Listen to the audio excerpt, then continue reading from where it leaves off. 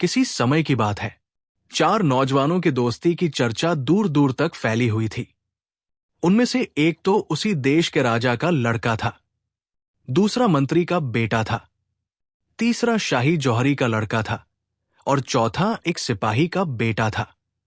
तीन दोस्त अमीर आदमियों के लड़के थे, चौथा गरीब सिपाही का बच्चा था। इस कारण 4 यार के बजाय वे 3.5 यार कहलाते थे। लोग सिपाही के बेटे को आधा यार कहते थे, मगर वे आपस में अमीरी गरीबी का बिल्कुल विचार नहीं करते थे। कपड़े सब एक तरह के पहनते थे, खाना एक जगह और एक ही तरह का खाते थे, एक ही जगह सोते थे। जहां कहीं जाते चारों साथ साथ जाते। अगर एक के सिर में दर्द होता तो तीनों अपने सिरों पर पट्टियां बांध लेते। एक को बुखार आता तो तीनों पलंग पर लेट जाते। मतलब कहां तक बताया जाए, चारों एक ही हाल और एक ही ढंग में रहते थे। राजा को राजकुमार की तरफ से चिंता रहने लगी, क्योंकि वही उत्तराधिकारी था। एक दिन मंत्री से सलाह की, उसने भी चिंता दिखाई। उसका लड़का भी शामिल था। राजा ने यह सुझाव रखा कि उनकी शादी कर देनी चाहिए, खुद ही ठीक हो जाएंगे। जौहरी को बुलाकर पूछा, उसने भी बड़ी खुशी से मान लिया। लड़कों की जब राय ली गई तो उन्होंने कहा कि शादी हम इस शर्त पर करेंगे कि सिपाही के बेटे की शादी भी उसी तरह की जाए जिस तरह हमारी हो। दूसरी बात यह है कि हमारे नियम में अंतर नहीं आएगा। हम चारों उसी तरह साथ रहेंगे जिस तरह अभी रहते हैं। राजा और मंत्री ने अपने मन में सोचा, शादी के बाद खुद ही ठीक हो जाएंगे, इसलिए उनकी शर्त मान लेनी चाहिए। राजा ने सिपाही के बेटे की शादी भी खूब धूमधाम से की। अब उन चारों का ये नियम था कि रात को अपने अपने घरों में सोते थे और दिन को साथ रहते। एक दिन की बात है कि चारों शाम के समय घूमने जा रहे थे। राजकुमारी अपने महल की खिड़कियों में से बाहर का नजारा देख रही थी। ये चारों जो नीचे से निकले तो अपने भाई को देखकर समझ गई कि यही 3.5 यार है। मगर जौहरी का बच्चा सबसे ज्यादा सुंदर था। किस्से कहानियों में जौहरी के लड़के को जौहरी बच्चा कहते हैं, और वो सुंदर भी जरूर होता है। अच्छा, तो फिर क्या हुआ? एक ही नजर में वो राजकुमारी को पसंद आ गया, मगर मुंह से निकालने की बात नहीं थी। चुपचाप आकर अपने पलंग पर लेट गई। रात को खाना भी नहीं खाया, सिर दर्द का बहाना कर दिया। दूसरे दिन सुबह रानी अपनी लड़की का चेहरा देखकर परेशान हो गई। वो कई दिन की बीमार लग रही थी। उसी समय शाही हकीम बुलवाए गए, मगर उन्होंने कोई बीमारी नहीं बताई। दिल की घबराहट की दवा वगैरह लिख दी गई। दिन इसी तरह बीत गए। राजकुमारी का हंसना बोलना सब छूट गया। दिन रात जौहरी बच्चे का ख्याल उसके दिमाग में बसा रहता। राजकुमारी की दाई बहुत अनुभवी थी, चालाक थी। वो समझ गई कि दाल में कुछ काला है। एक दिन उसने बहला फुसलाकर राजकुमारी से उसकी खामोशी का कारण पूछा। पहले तो वो टालती रही, लेकिन दाई ने उसे भरोसा दिलाया कि अगर तुम कहोगी तो मैं तुम्हारे लिए आसमान के तारे तोड़कर ला दूंगी। मैं अपनी राजकुमारी को परेशान नहीं देख सकती। अगर किसी ने उंगली दिखाई होगी तो राजा से कहकर उसकी उंगली कटवा दूंगी। किसी ने तिरछी नजर से देखा होगा तो उसकी आंखें निकलवा दूंगी। किसी ने जुबान से कोई बदतमीजी की होगी तो उसकी जुबान खिंचवा दूंगी। मैं तुम्हारे ऊपर से कुर्बान हो जाऊं, कुछ तो दिल का हाल बताओ। राजकुमारी दाई के गले में बाहें डालकर रोने लगी। मुझे किसी ने कुछ नहीं कहा दाई मां, बस मेरा दिल घबराता रहता है। दाई ने उसकी बलाए लेकर कहा, मैं सदके हो जाऊं। क्यों दिल घबराता है? पहले तो कभी ये शिकायत नहीं थी। 3 दिन से तुम्हारी ये हालत हो रही है। क्या सपने में डर गई थी या दुश्मनों का कोई साया नजर आया था? कुछ तो बोलो मेरी चांद। राजकुमारी की आंखों से आंसू बहने लगे। उसने दाई की तरफ देखकर कहा, दाई मां, मुझे मेरे हाल पर छोड़ दो। अगर मुंह से बात भी निकाली तो बदनामी होगी। लगता है इसी तरह घुट घुट के मर जाऊंगी। दाई ने उसे गले से लगा लिया। मरे तुम्हारे दुश्मन, बुरा चाहने वाले। मेरी राजकुमारी, क्या तुम्हें मुझ पर भरोसा नहीं? तुम मुझे बताओ तो सही, मैं किसी से नहीं कहूंगी। आखिर दाई के बहलाने फुसलाने से राजकुमारी ने सब कुछ उसे बताकर कहा, मैं एक बार उसको देखना चाहती हूं बस। दाई ने उसकी बलाए लेकर कहा, मैं सदके हो जाऊं।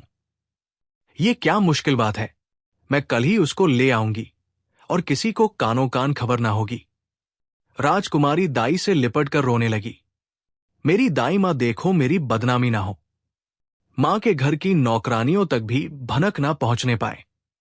अगर पिताजी को खबर हो गई तो मुझे मार देंगे। दाई ने उसे दिलासा दिया और कहा, राजकुमारी तुम अपनी हालत ठीक कर लो, पहले की तरह खाओ पियो, हंसो बोलो।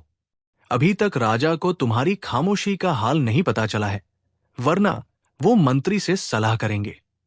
बात बढ़ेगी, लोग पता नहीं क्या कहें क्या ना कहें। मैं आज ही से कोशिश शुरू करती हूं।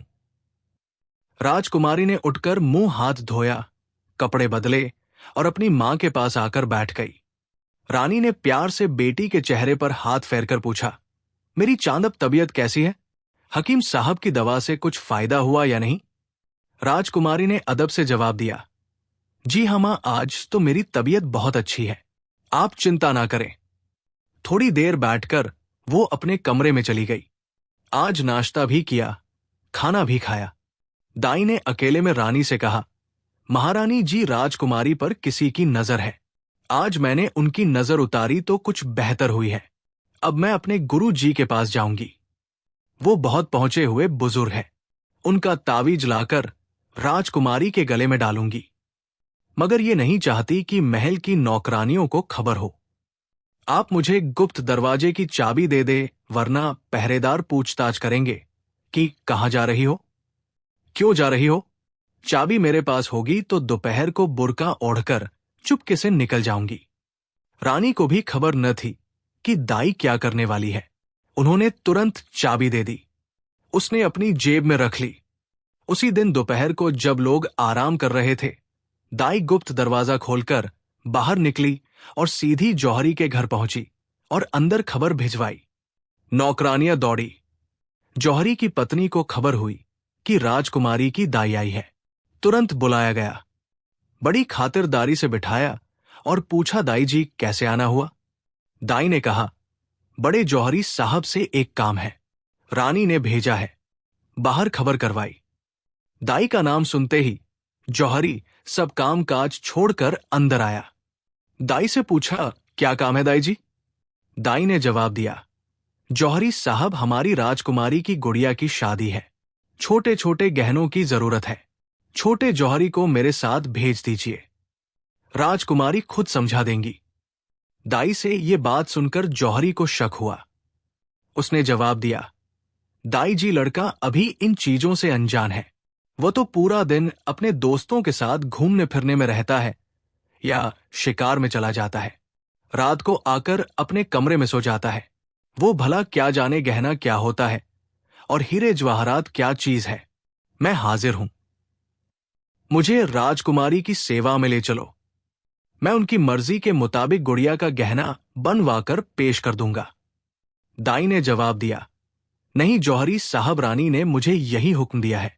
इसकी वजह यह है कि तुम्हारा लड़का राजकुमार की उम्र का है और उनका गहरा दोस्त भी है। उन्होंने कहा है कि जैसा मेरा लड़का वैसा जौहरी साहब का। मैं उसके सामने हो जाऊंगी और खुद नमूने बताऊंगी। तुम जानो, हमारी राजकुमारी अपनी दाई की बहुत लाडली है। उनकी ये जिद है कि असली जवाहरात के गहने गुड़िया के लिए बने। जौहरी बेचारा परेशान था। वो सोचने लगा, अगर वाकई रानी ने बुलाया है और मैं नहीं जाने दूंगा तो राजा तक मेरी शिकायत पहुंचेगी, और अगर दाई बहाने से ले जाना चाहती है तो दूसरी मुसीबत आएगी। दाई ने उसको खामोश देखकर पूछा, क्या सोच रहे हो जौहरी जी? अगर लड़के को नहीं भेजना चाहते तो मैं रानी से जाकर कह दूं। फिर तुम जानो, तुम्हारा काम जाने। जौहरी ने खुशामद वाले लहजे में कहा, दाई जी तुम तो नाराज हो गई। बात असल में यह है कि मैं कल जवाब दूंगा। तुमको मालूम है मेरा लड़का जब तक अपने दोस्तों से सलाह नहीं कर लेगा कभी मेरा कहना नहीं मानेगा, चाहे उसकी जान चली जाए या घर वालों को सजा मिले। दाई बोली, एक खुदा न करे जौहरी जी, कैसी बातें करते हो? तुम आज लड़के से कह दो, वो शौक से अपने दोस्तों से सलाह करे। मैं कल शाम को आऊंगी।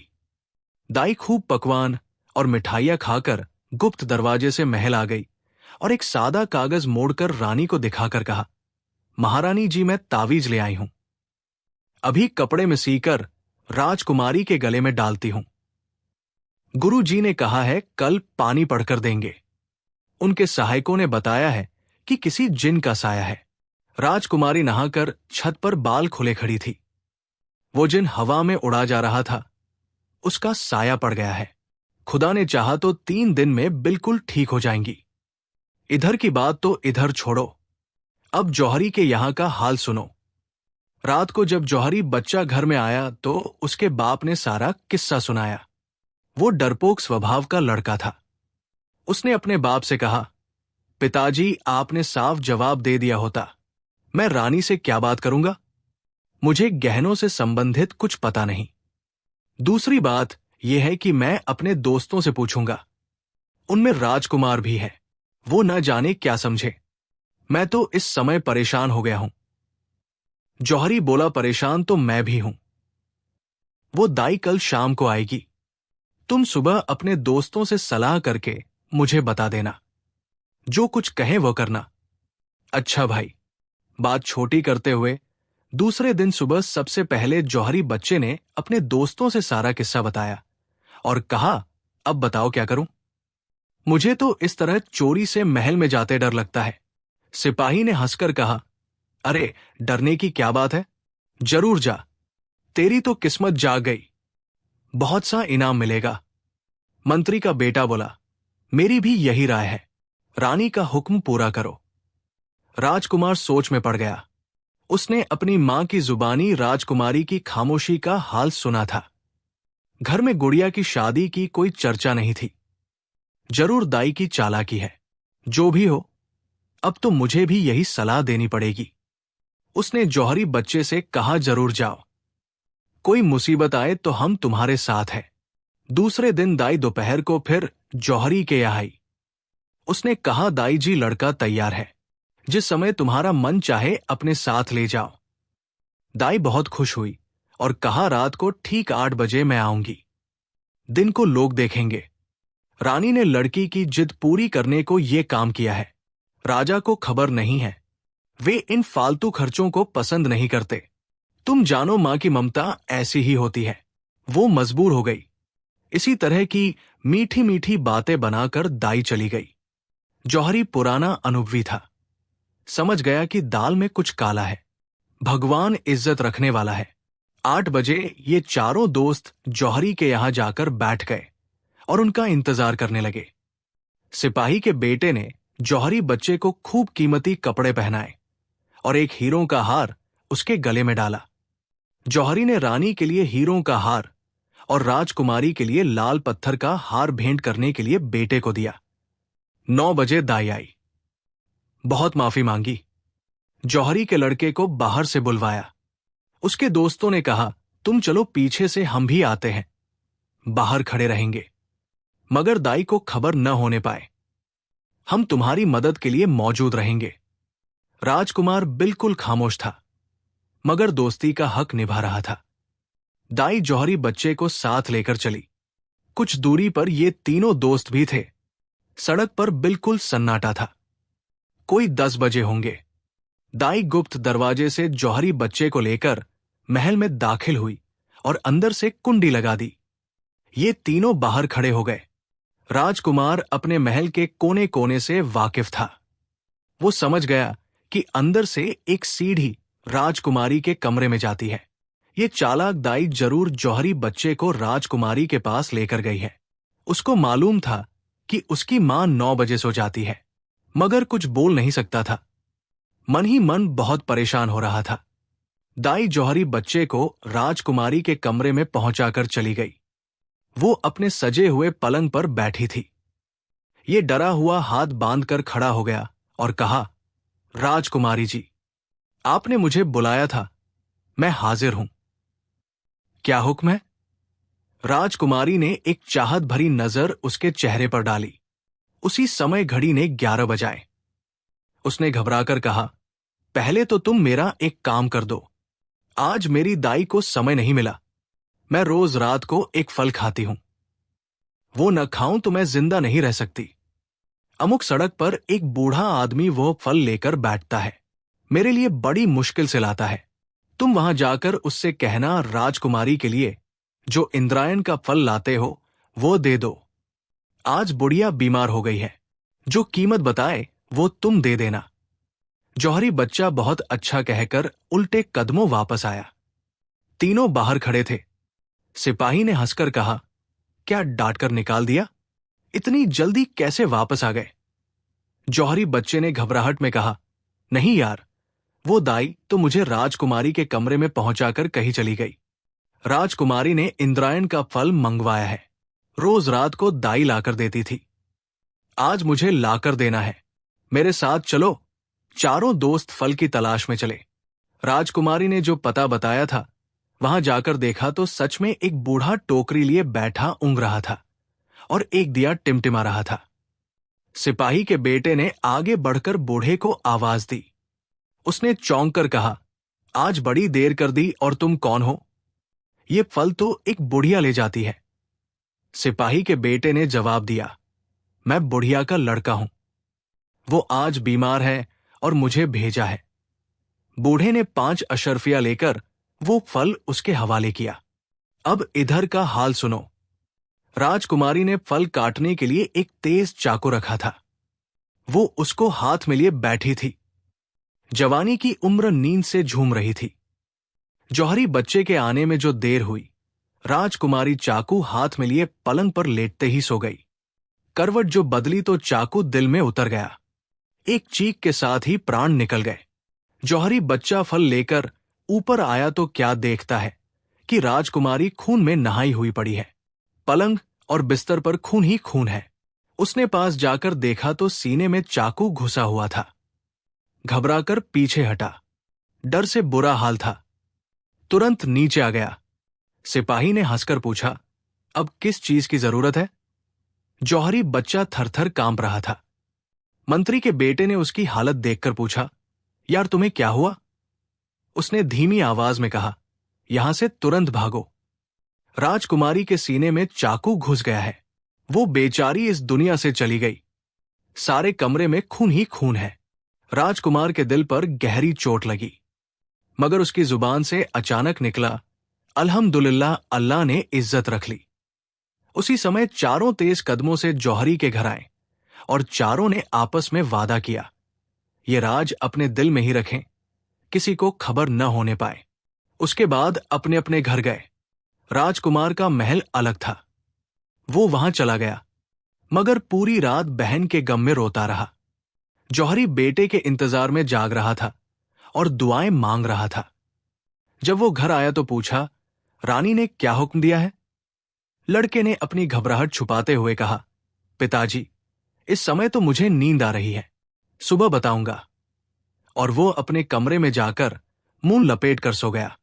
बात छोटी करते हुए सुबह सवेरे दाई गुप्त दरवाजे से राजकुमारी के कमरे में गई।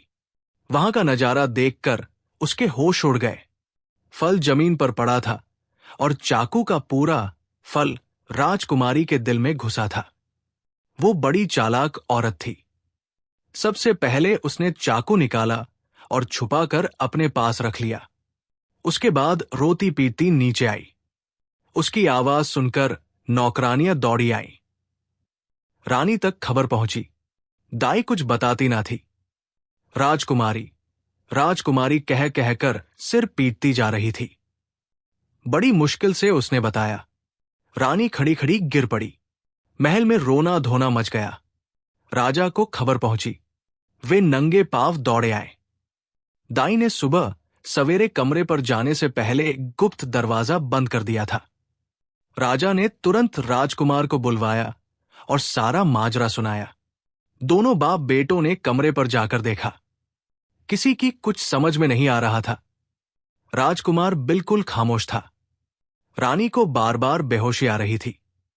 सबसे ज्यादा दाई रो पीट रही थी और कह रही थी, मेरी राजकुमारी पर तो एक जिन मोहित था। ये उसी का काम है। भला यहां 7 पर्दों के अंदर कौन आ सकता है? राजा को तो होश नहीं था। बेटी को बहुत चाहते थे। राजकुमार ने सब घर वालों को सख्ती से मना कर दिया कि इस घटना की खबर बाहर न होने पाए। मतलब पूरा दिन और पूरी रात सबको रोते पीटते गुजरी। दूसरे दिन राजकुमारी को दफना दिया गया। 3-4 दिन इसी तरह सबको दुख मनाते गुजर गए। राजा चादर लपेटे पड़े रहते थे। दरबार जाना छोड़ दिया। मंत्रियों की भी बुद्धि हैरान थी कि राजकुमारी की ना बीमारी की खबर मिली, ना कोई इलाज हुआ। आखिर ये क्या रहस्य है? राजकुमार ने पिता की जब ये हालत देखी तो एक दिन कहा, पिताजी, दाई बार बार जिन्नात और साए का जिक्र कर रही है। इसको जरूर कुछ पता है। आप इसको मेरे हवाले कर दीजिए। मैं आपके सामने पूछूंगा, मगर मत दखल न दें। राजा ने कहा, बेटा, तुमको अधिकार है, जो चाहो करो, जिससे चाहो पूछो। मेरे तो होश ठिकाने नहीं। राजकुमार ने एक कोड़ा अपने पास रखा और राजा के कमरे में दाई को बुलाकर पूछा, सच सच बता, राजकुमारी की मौत का कारण क्या है? अगर झूठ बोली तो इस कोड़े से खाल खींच लूंगा। दाई रोने लगी। भला हुजूर, मुझे क्या खबर? मैं तो नियम के अनुसार फल राजकुमारी के पास रखकर नीचे चली आई थी। सुबह जाकर देखा तो उन्हें इस हाल में पाया। राजकुमार ने गुस्सा होकर कहा, उठाऊं कोड़ा या खुद ही बता देगी? हुजूर, उनके ऊपर जिन मोहित था। मुझसे ये गलती हुई कि मैंने अपनी राजकुमारी के गले में तावीज लाकर डाल दिया। शायद इस वजह से उसने गुस्से में आकर मेरी राजकुमारी से बदला लिया। अरे, उस कमबख्त ने मुझे क्यों न मार डाला? राजकुमार गुस्से से बाहर हो गया। उसने कोड़ा उठाकर 2 ही हाथ मारे थे कि दाई बिलबिला गई और चीखना शुरू कर दिया, जौहरी बच्चा खुदा तुझे बर्बाद करे। राजा लेटे लेटे एकदम उठकर बैठ गए। राजकुमार से कहा, रुक जाओ, अब मैं खुद पूछूंगा। दाई ने सारा इल्जाम जौहरी बच्चे पर रख दिया और कहा, एक दिन राजकुमारी नदी की सैर को गई थी। उस जवान जौहरी बच्चे की नजर उन पर पड़ गई थी। उस दिन रात को रस्सी डालकर कमरे पर आ गया। राजकुमारी ने अपनी इज्जत बचाने के लिए अपने को चाकू मार लिया। राजकुमार ने कहा, बिल्कुल झूठ बोलती है, दरअसल ये खुद उसको लेकर आई थी। राजकुमार पूरा किस्सा सुनाना चाहता था, मगर राजा ने उसको डांट दिया। खबरदार, जो तुमने अपने दोस्त का पक्ष लिया। मैं एक शब्द सुनना नहीं चाहता। चले जाओ मेरी नजरों के सामने से। राजकुमार ने बहुत चाहा कि पूरी घटना पिता को सुनाए, मगर राजा बहुत गुस्से में थे। राजा ने बिना समझे बूझे पुलिस अधिकारी को बुलाकर हुक्म दिया कि इसी समय जौहरी बच्चे को हथकड़ियां और बेड़ियां पहनाकर जेल में डाल दो। कल सुबह 6 बजे सबके सामने मार दिया जाएगा। हुक्म मिलते ही उसी समय जौहरी बच्चे को जेल में डाल दिया गया। राजकुमार, मंत्री का बेटा और सिपाही का बेटा ने भी अपने आप को पेश किया और अधिकारी से कहा, जो सजा जौहरी बच्चे को दी जाए वही हम तीनों को भी दी जाए और हमें भी हथकड़ियां और बेड़ियां डालो। अधिकारी ने राजकुमार के आगे हाथ जोड़कर कहा, हुजूर, मेरी ये हिम्मत नहीं है। बिना राजा के हुक्म के मैं ऐसी गुस्ताखी नहीं कर सकता। मंत्री का बेटा बोला, खैर, कल सुबह जिस समय जौहरी बच्चे को मारा जाएगा, हम तीनों भी अपने हाथ से अपने सीनों में खंजर भोंक लेंगे। ये फैसला करके तीनों अपने अपने घर चले गए। मतलब चारों घरों में रोना धोना मचा हुआ था। बूढ़ा जौहरी, उसकी पत्नी और जौहरी बच्चे की नई दुल्हन की रोते रोते बुरी हालत हो गई थी। जौहरी अपने विश्वास के अनुसार भगवान की मूर्ति के आगे सिर झुकाए, आंखें बंद किए बैठा माला जप रहा था। उसकी पत्नी अपनी बहू को लेकर मंदिर में देवी पर चढ़ावा चढ़ाने गई थी। मंत्री, राजकुमार और सिपाही के घरों में मातम छाया था। तीनों प्रार्थना पर बैठे दुआ मांग रहे थे। सुबह से रात हो गई। किसी ने खाना खाया ना पानी पिया। राजा के महल में भी सन्नाटा छाया हुआ था। राजकुमार के महल की पल पल की खबरें आ रही थी। रानी रोते रोते बेहाल हो गई थी। शाम को उन्होंने राजा के पास जाकर रो रो कर कहा, बेटी की मौत तो रहस्यमयी तरीके से हुई। अब लड़के की जान आप खुद ले रहे हैं। अगर मेरा बच्चा ना रहा तो मैं जहर खाकर मर जाऊंगी। और सुना है उसकी दुल्हन ने तो अपनी अंगूठी का हीरा निकाल कर पीस कर रख लिया है। उसके पेट में बच्चा भी है। बहुत से बेगुनाहों का खून आपके सिर होगा। आपने राजकुमार की पूरी बात ना सुनी और जौहरी बच्चे को मारने का हुक्म दे दिया। मुझे खुद दाई पर शक है। लड़की की घटना से 2 दिन पहले उसने गुप्त दरवाजे की चाबी मुझसे इस बहाने से ली थी कि गुरुजी के यहां से बच्ची के लिए तावीज लाऊंगी। उस पर साये का असर है। मैंने उस पर भरोसा करके चाबी दे दी। राजा खामोश पत्नी की बातें सुनते रहे। वो खुद बेटे के ख्याल से बहुत दुखी थे। अब किसी सोच में पड़ गए। रानी ने फिर कहा, आप लड़के को बुलाकर पूछिए, उसको सब कुछ मालूम होगा। वे चारों दोस्त एक दूसरे के राज से अच्छी तरह वाकिफ होंगे। मुमकिन है जौहरी बच्चा बेकसूर हो। वो भी अपने माँ बाप का इकलौता बेटा है। आप अपने देश के राजा हैं। आपके हुक्म के खिलाफ जनता जुबान नहीं हिला सकती। लेकिन शासक का फर्ज है कि वो ऐसे आदेश जारी करने से पहले जांच करे। आपने गम और गुस्से में बहुत जल्दबाजी से काम लिया है। ये ना सोचा कि जौहरी बच्चा महल के अंदर किस रास्ते से दाखिल हुआ। सिवा गुप्त दरवाजे के चारों तरफ पहरा है। आपको चाहिए कि लड़के को बुलाकर सब किस्सा सुने, फिर मंत्री के बेटे और सिपाही के बेटे से अलग बुलाकर पूछें। बड़े जौहरी से अलग पूछताछ करें। सच्ची बात सबकी जुबान से एक ही निकलेगी। अगर उनके बयान अलग होंगे तो समझ लीजिए कि झूठ बोल रहे हैं। पत्नी की बातें सुनकर राजा ने अपने मन में कहा, ये ठीक कहती है, मुझे ऐसा ही करना चाहिए। उन्होंने रानी से कहा, तुम जाकर आराम करो और दाई को अपने ही कमरे में रखो, मैं जांच करूंगा। रात को 12 बजे के करीब राजा फकीरों का वेश बनाकर महल से निकले। सबसे पहले जौहरी के दरवाजे पर जाकर आवाज लगाई। वो गरीब नंगे सिर नंगे पांव बाहर निकल आया। क्या देखता है कि एक बुजुर्ग जिनकी सफेद दाढ़ी है, हाथ में माला लिए खड़े हैं। जौहरी उनके कदमों पर गिर पड़ा और रो कर कहा, बाबा साहब मेरे हाल पर दया कीजिए। मेरा एक ही लड़का है। राजा ने उसको मारने का हुक्म दे दिया है। सुबह 6 बजे का समय तय है। मेरे घर का दीपक बुझ जाएगा। उसकी मां कहती है वो कुएं में डूब मरेगी।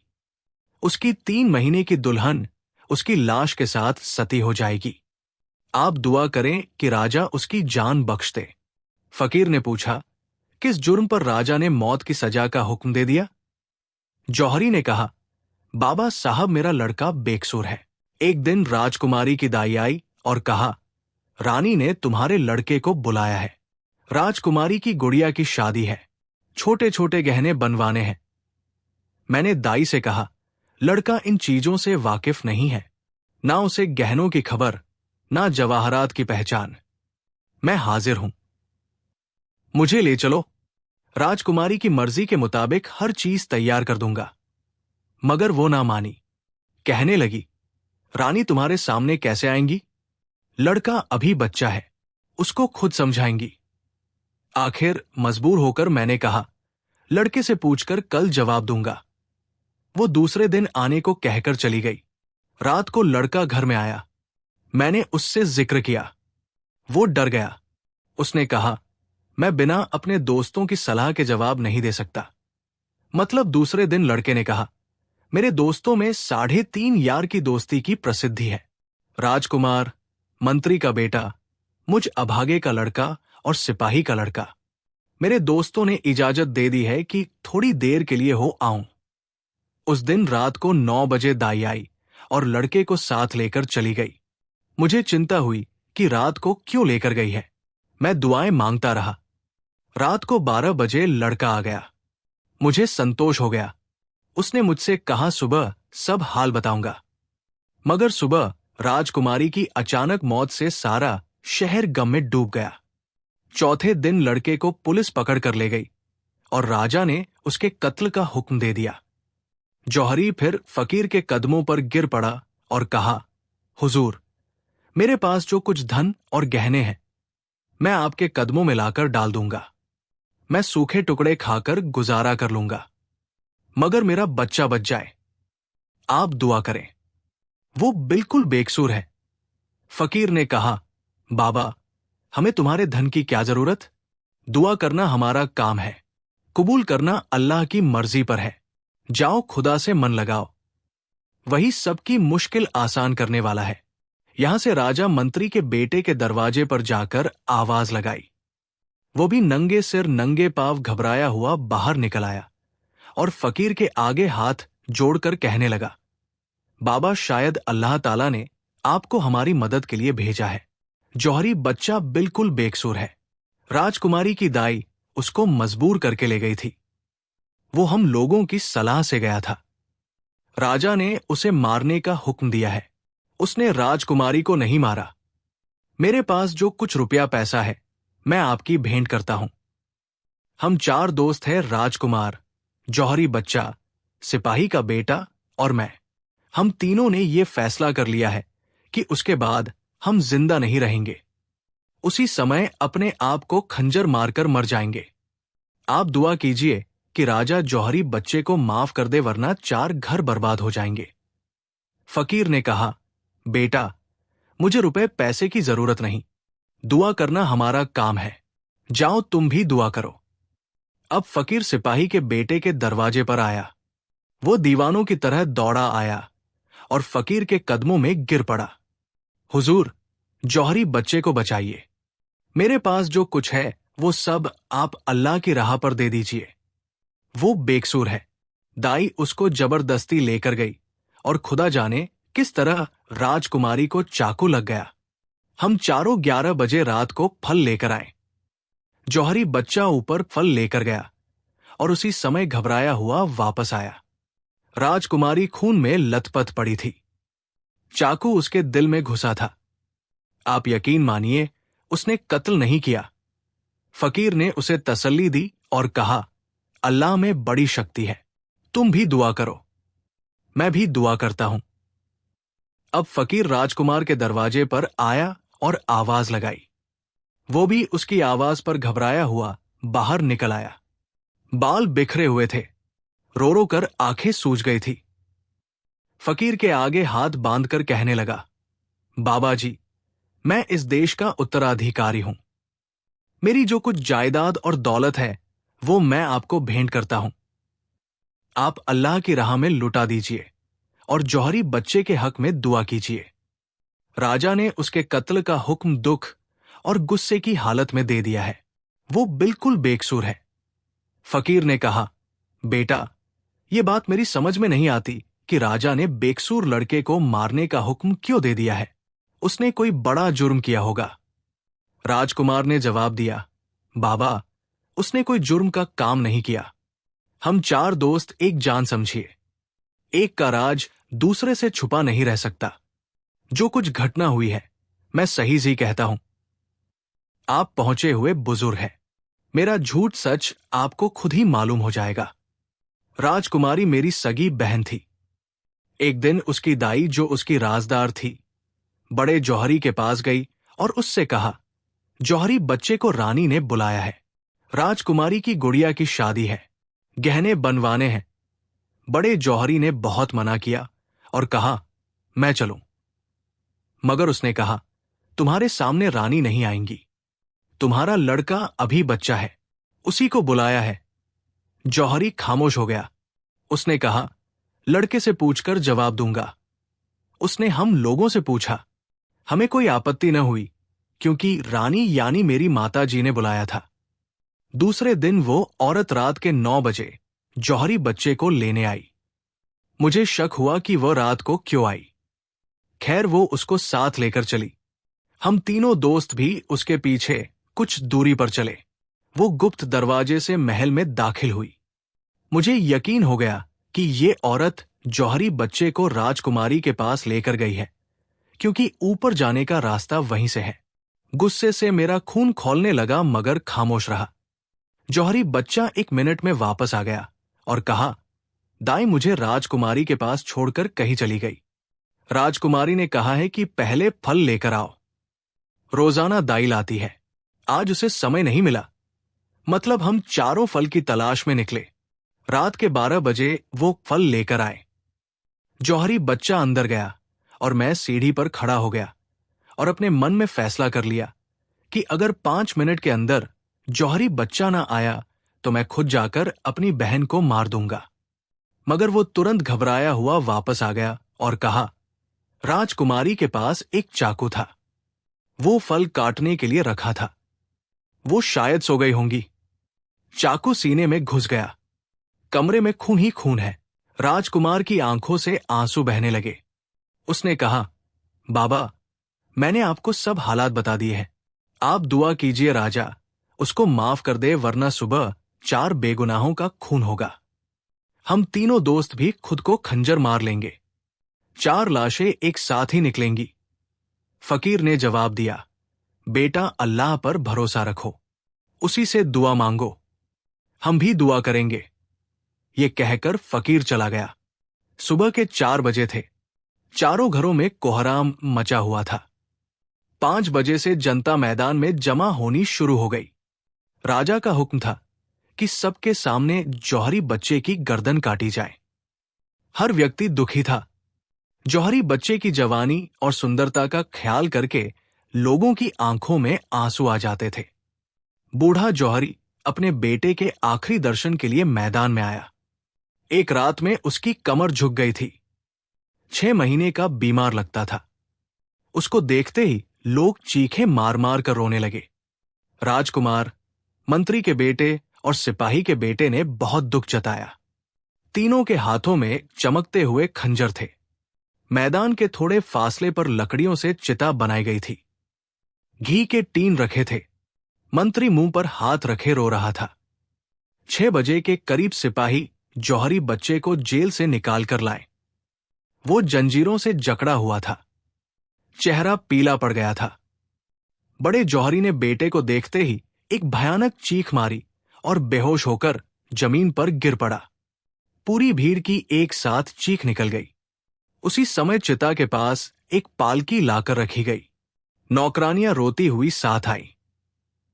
जौहरी बच्चे की बीवी सुर्खलाल कपड़े पहने दुल्हन बनी हुई पालकी में से उतरकर चिता के पास खड़ी हो गई। अब जल्लादों ने तलवारें निकाल ली। ठीक 6 बजे घंटा बजाने वाला आगे बढ़ा।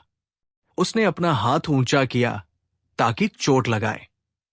राजकुमार और मंत्री के बेटे ने अपने अपने खंजरों की नोकें दिल पर रख ली। मंत्री ने आंखें बंद कर ली। हर व्यक्ति की सांस रुकी हुई थी। अचानक राजा के महल की तरफ से एक घुड़सवार दिखाई दिया। वो तेज घोड़ा दौड़ाता आ रहा था।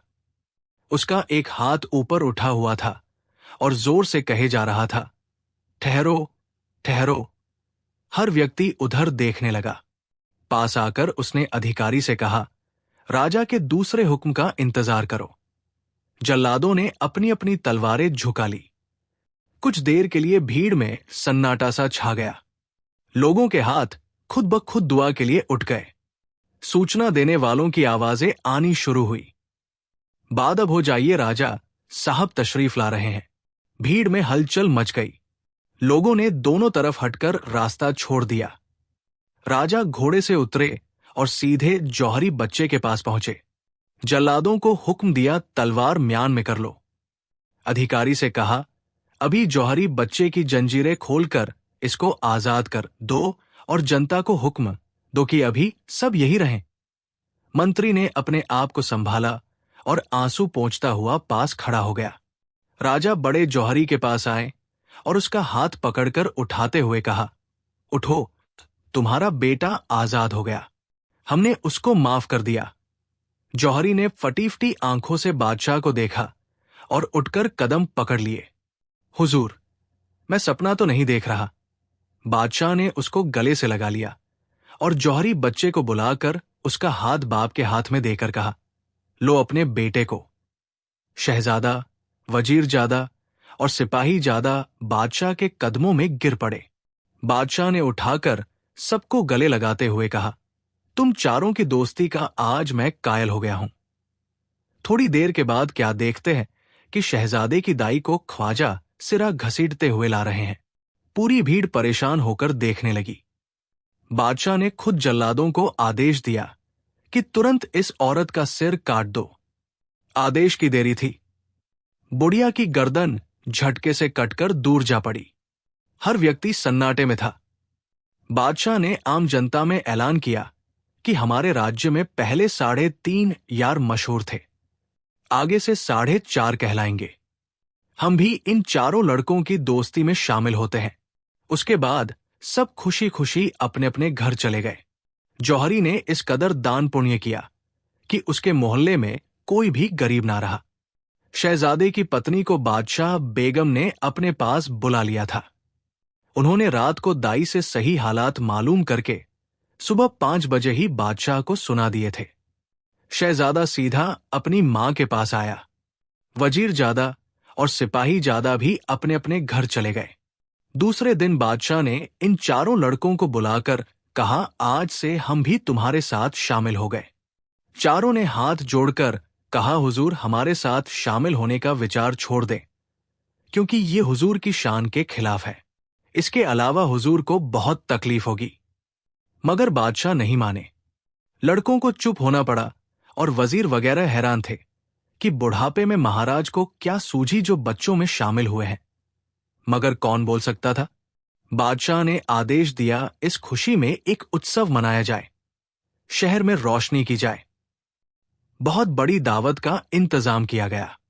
जागीरदार, मनसबदार, अमीर, सैकड़ों गणमान्य लोगों को बुलाया गया। दूर दूर से मशहूर गाने वाले बुलाए गए। भोजन के बाद नाच गाने की महफिल जमी हुई थी कि अचानक सिपाही जादे के दिल में दर्द उठा और वो मछली की तरह तड़पने लगा। तीनों दोस्त बहुत परेशान हुए। तीनों ने रोना शुरू कर दिया। उनको आपस में खास लगाव था। बेबस होकर रो रहे थे। बादशाह भी बाहर से अपनी परेशानी दिखा रहे थे। रोना नहीं आ रहा था। उन्होंने सबकी नजर बचाकर कान की गंदगी आंखों में लगा ली। पानी बहने लगा। आंखें लाल हो गई। दावत में शाही हकीम भी मौजूद थे। अपनी अपनी जांच करने लगे, मगर बीमारी किसी की समझ में नहीं आई। सिपाही जादा चिल्लाते चिल्लाते निढाल हुआ जा रहा था। तीनों दोस्तों ने जोर दिया, खुदा के लिए कुछ तो मुंह से बोलो। क्या उपाय किया जाए? किसकी दवा करें? उसने जवाब दिया, भाइयों, जब तक बादशाह बेगम मेरे दिल पर हाथ नहीं रखेंगी, दर्द नहीं जाएगा। ये सुनना था कि बादशाह को गुस्सा आ गया। उन्होंने चिढ़कर कहा, नीच, तेरी ये हिम्मत हो गई, गर्दन के पीछे से जुबान खींच लूंगा। अपमानजनक बादशाह तुरंत खड़े हो गए। महफिल में सन्नाटा छा गया। सिपाही जादा तुरंत खड़ा हो गया और हाथ जोड़कर कहा, हुजूर, गुस्ताखी की माफी चाहता हूं। हमने पहले ही विनती की थी कि हुजूर हमारे साथ दोस्ती नहीं निभा पाएंगे। मेरी ये हिम्मत नहीं थी कि भगवान न करे बादशाह बेगम को यहां बुलाऊं। हम सिर्फ हुजूर की दोस्ती आजमाना चाहते थे। बादशाह ने नाराज होकर कहा, तुम्हारी गुस्ताखी की सजा यह है कि सुबह होने से पहले चारों हमारे देश से निकल जाओ। प्रधानमंत्री ने आगे बढ़कर कुछ कहना चाहा, मगर बादशाह ने रोक दिया, खबरदार, कोई बात हम सुनना नहीं चाहते। सूरज निकलने से पहले ये चारों शहर से निकाल दिए जाएं। इतना कहकर बादशाह महल में चले गए। तमाम मेहमान वगैरह खामोशी से उठ गए। ये चारों दोस्त अपने अपने घर आए और यात्रा की तैयारियां करने लगे। जो कुछ रुपया पैसा साथ ले जा सकते थे वो थैलियों में लिया। उनकी पत्नियों ने सूखा मेवा साथ कर दिया। घर वालों को रोता धोता छोड़कर घोड़ों पर सवार हुए और रात के अंधेरे में जिस तरफ रास्ता मिला चल पड़े। रोज नया खाना, नया पानी, जंगल, सुनसान इलाका, कोई इंसान न इंसान की जात। घर वालों ने जो खाना साथ दिया था, 3 दिन तक उस पर गुजारा किया। अब जंगली फल खाते, कहीं झरना मिल गया तो पानी पी लिया, वरना तमाम दिन प्यासे ही चलते रहते थे। किसी पेड़ के नीचे रात को सो जाते थे। शहजादे को भला ये आदत कहां थी? ऐश और आराम में पला था। यही हाल जौहरी के बच्चे का था, बल्कि वो डरपोक भी था। वजीर जादा इन दोनों से कुछ बेहतर था। एक सिपाही जादा ऐसा था जो पेड़ पर चढ़कर सबके लिए फल लाता था, झरने से पानी लेकर आता था, किसी दिन तीरकमान से शिकार कर लेता था और मांस भूनकर सबको खिलाता था। रात को अपने तीनों दोस्तों को सुला देता था और खुद तीरकमान लेकर जंगल के जानवरों से रक्षा करता था। भगवान भगवान करके 8वें दिन किसी शहर की दीवार नजर आई। चारों की जान में जान आई। घोड़ों की रफ्तार तेज कर दी। रात होने से पहले शहर में पहुंचना चाहते थे। शाम के समय शहर में दाखिल हो गए। अजनबी चेहरे देखकर लोगों की नजरें फटी रह गई। चारों सुंदर और जवान थे। हर व्यक्ति को उनसे बात करने की इच्छा हुई। कुछ लोगों ने आगे बढ़कर हाल पूछा। उन्होंने जवाब दिया, भाई, हम यात्री हैं। तुम्हारे शहर की तारीफ सुनकर लंबी यात्रा तय करके आए हैं। यहां कोई धर्मशाला हो तो बताओ, बड़ी कृपा होगी। लोगों ने सराय का पता दिया। ये चारों आकर सराय में ठहरे। खाना खाया, खुदा का शुक्र अदा किया और धूल से लथपथ सो गए और ऐसे बेखबर सोए कि दिन निकल आया। सराय वाली ने आकर जगाया। चारों उठकर कुएं पर गए। नहा धोकर कपड़े बदले। चारों की पोशाक एक जैसी और कीमती थी। अपनी कोठरी में आकर खाना खाया। चारों हथियारों से लैस होकर घोड़ों पर सवार हुए और शहर की सैर को निकल गए। सराय वाली की जुबान से पता चल चुका था कि कुछ दिन पहले यहां के बादशाह की मृत्यु हो गई। अब नौजवान राजकुमार सिंहासन पर बैठा है। एक उसकी बहन है। ये चारों महल के दरवाजे पर पहुंच गए। दरबार का समय था। बादशाह की तरफ से अनुमति थी कि इस समय जो कोई हमसे मिलने आए उसे आने दो। उन्होंने दरबान से कहा, बादशाह, सलामत तक पहुंचने का क्या तरीका है? दरबान उनकी शक्लें और कपड़े देखकर काफी प्रभावित हो गया था। उसने कहा, हुजूर बादशाह, सलामत दरबार में हर व्यक्ति की इच्छा और शिकायत खुद सुनते हैं। आप अंदर चले जाएं और सिपाही से कहें वो खुद आपको पहुंचा देगा। चारों बिना डरे किले में दाखिल हो गए। सिपाही अपना डंडा हाथ में लिए खड़ा था। उन्होंने बादशाह से मिलने की इच्छा जताई।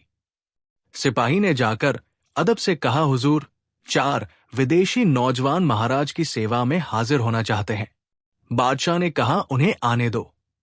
सिपाही वापस आया और इन चारों को लेकर गया।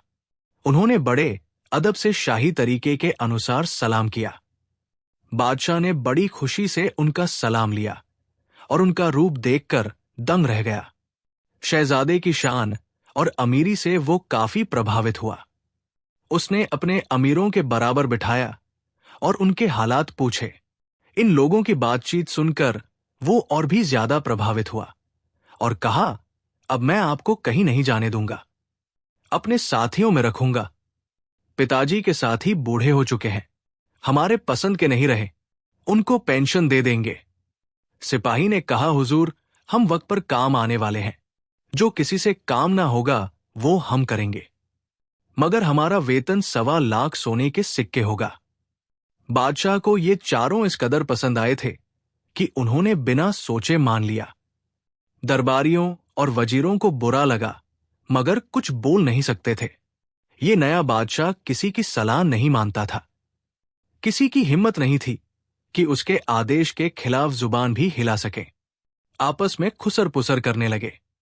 खजांची बोला, हर महीने 1.25 लाख स्वर्ण मुद्राएं निकल जाया करेंगी तो खजाने में रहेगा क्या? वजीर साहब, आप मौका देखकर किसी समय बादशाह सलामत को समझाइए। वजीर ने कानों पर हाथ रखकर कहा, नहीं भाई, मैं भी बूढ़ा हो गया हूं। मुझे अपने पद की फिक्र है। क्या पता 2-4 दिन के बाद वजीर का पद भी इन चारों में से किसी एक को सौंप दिया जाए। जितने मुंह उतनी बातें। दूसरे दिन इन चारों को बादशाह सलामत के खास साथियों में जगह मिल गई। एक शानदार महल रहने को मिला। नौकर चाकर सब मुफ्त के। बड़े ऐश और आराम की जिंदगी बीतने लगी। कोई काम उनके जिम्मे नहीं था। दिन को तय समय पर दरबार में हाजिरी देते थे। रात को बादशाह के साथ शतरंज खेलते थे। दरबारी और अमीर सब उनसे जलने लगे।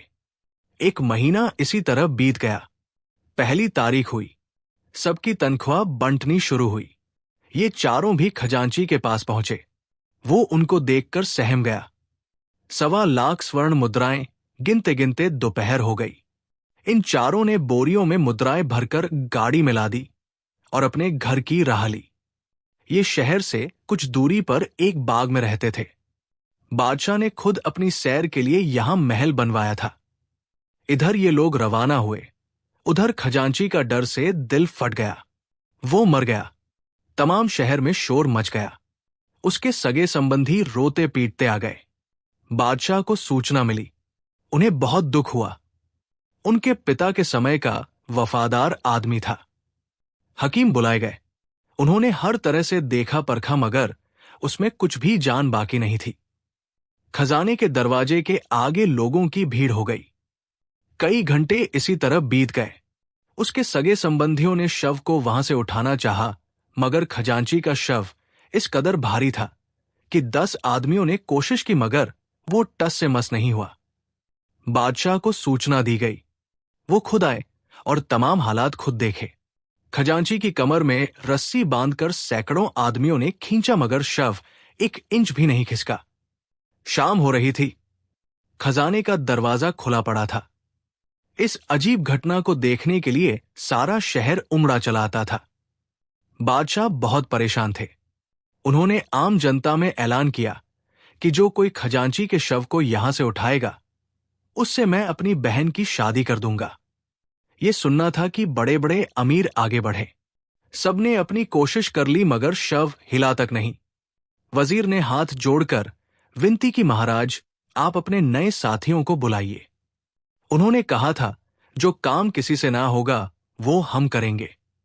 इसके अलावा उन्हीं की वजह से खजांची की जान गई है। वो वफादार आदमी था। खजाना खाली होते देखकर उसका दिल बैठ गया। शहजादे को बुरा लगा, मगर वजीरजादा और सिपाही ने कहा, हुजूर, हम तैयार हैं, लेकिन इसका इनाम क्या मिलेगा? बादशाह ने कहा, मैं आम सभा में ऐलान कर चुका हूं कि अपनी बहन की शादी उसके साथ कर दूंगा। सिपाही जादा सबसे आगे बढ़ा। उसके पीछे वजीरजादा, जौहरी बच्चा और फिर शहजादा भी शर्मी उनके साथ हुए। पूरी भीड़ ये तमाशा देखने को मौजूद थी। खजांची के वारिसों ने एक अर्थी बनाकर वहां रख दी थी। बादशाह खुद इन चारों के साथ अंदर गया। सिपाही ने अल्लाह का नाम लेकर मुर्दे का सिर पकड़ा। वजीरजादे ने कमर के नीचे हाथ रखे। शहजादे ने टांगे पकड़ी। जौहरी बच्चे ने पैर थामे और बड़ी आसानी से इस लाश को उठाकर अर्थी पर रख दिया। बादशाह ने चारों की पीठ थपथपाई। वजीर और अमीर दंग रह गए। भीड़ ने वाहवाह के नारे लगाए। खजांची के बेटे वगैरह अर्थी उठाने को आगे बढ़े, मगर इस कदर वजन था कि वो हिला नहीं सके। सिपाही जादे ने कहा, अरे भाइयों, हमें बताओ कहां ले जाना है, हम पहुंचा देंगे। आपके शहर के लोग कमजोर भी हैं और दिल के भी बहुत छोटे हैं। 1.25 लाख स्वर्ण मुद्राएं निकल जाने से बेचारे खजांची का कलेजा फट गया। सब चुप रहे। वजीरजादा बोला, भाई जल्दी बताओ, रात हो रही है, इस लाश को कहां पहुंचाना है? खजांची के रिश्तेदारों ने कहा, अब रात हो गई है, घर पर तो हम ले नहीं जाएंगे। अंतिम संस्कार का अब समय नहीं रहा, मुर्दे को श्मशान पहुंचाना है। ये सुनकर इन चारों ने अर्थी उठाई। खजांची के रिश्तेदार और भीड़ साथ हुई।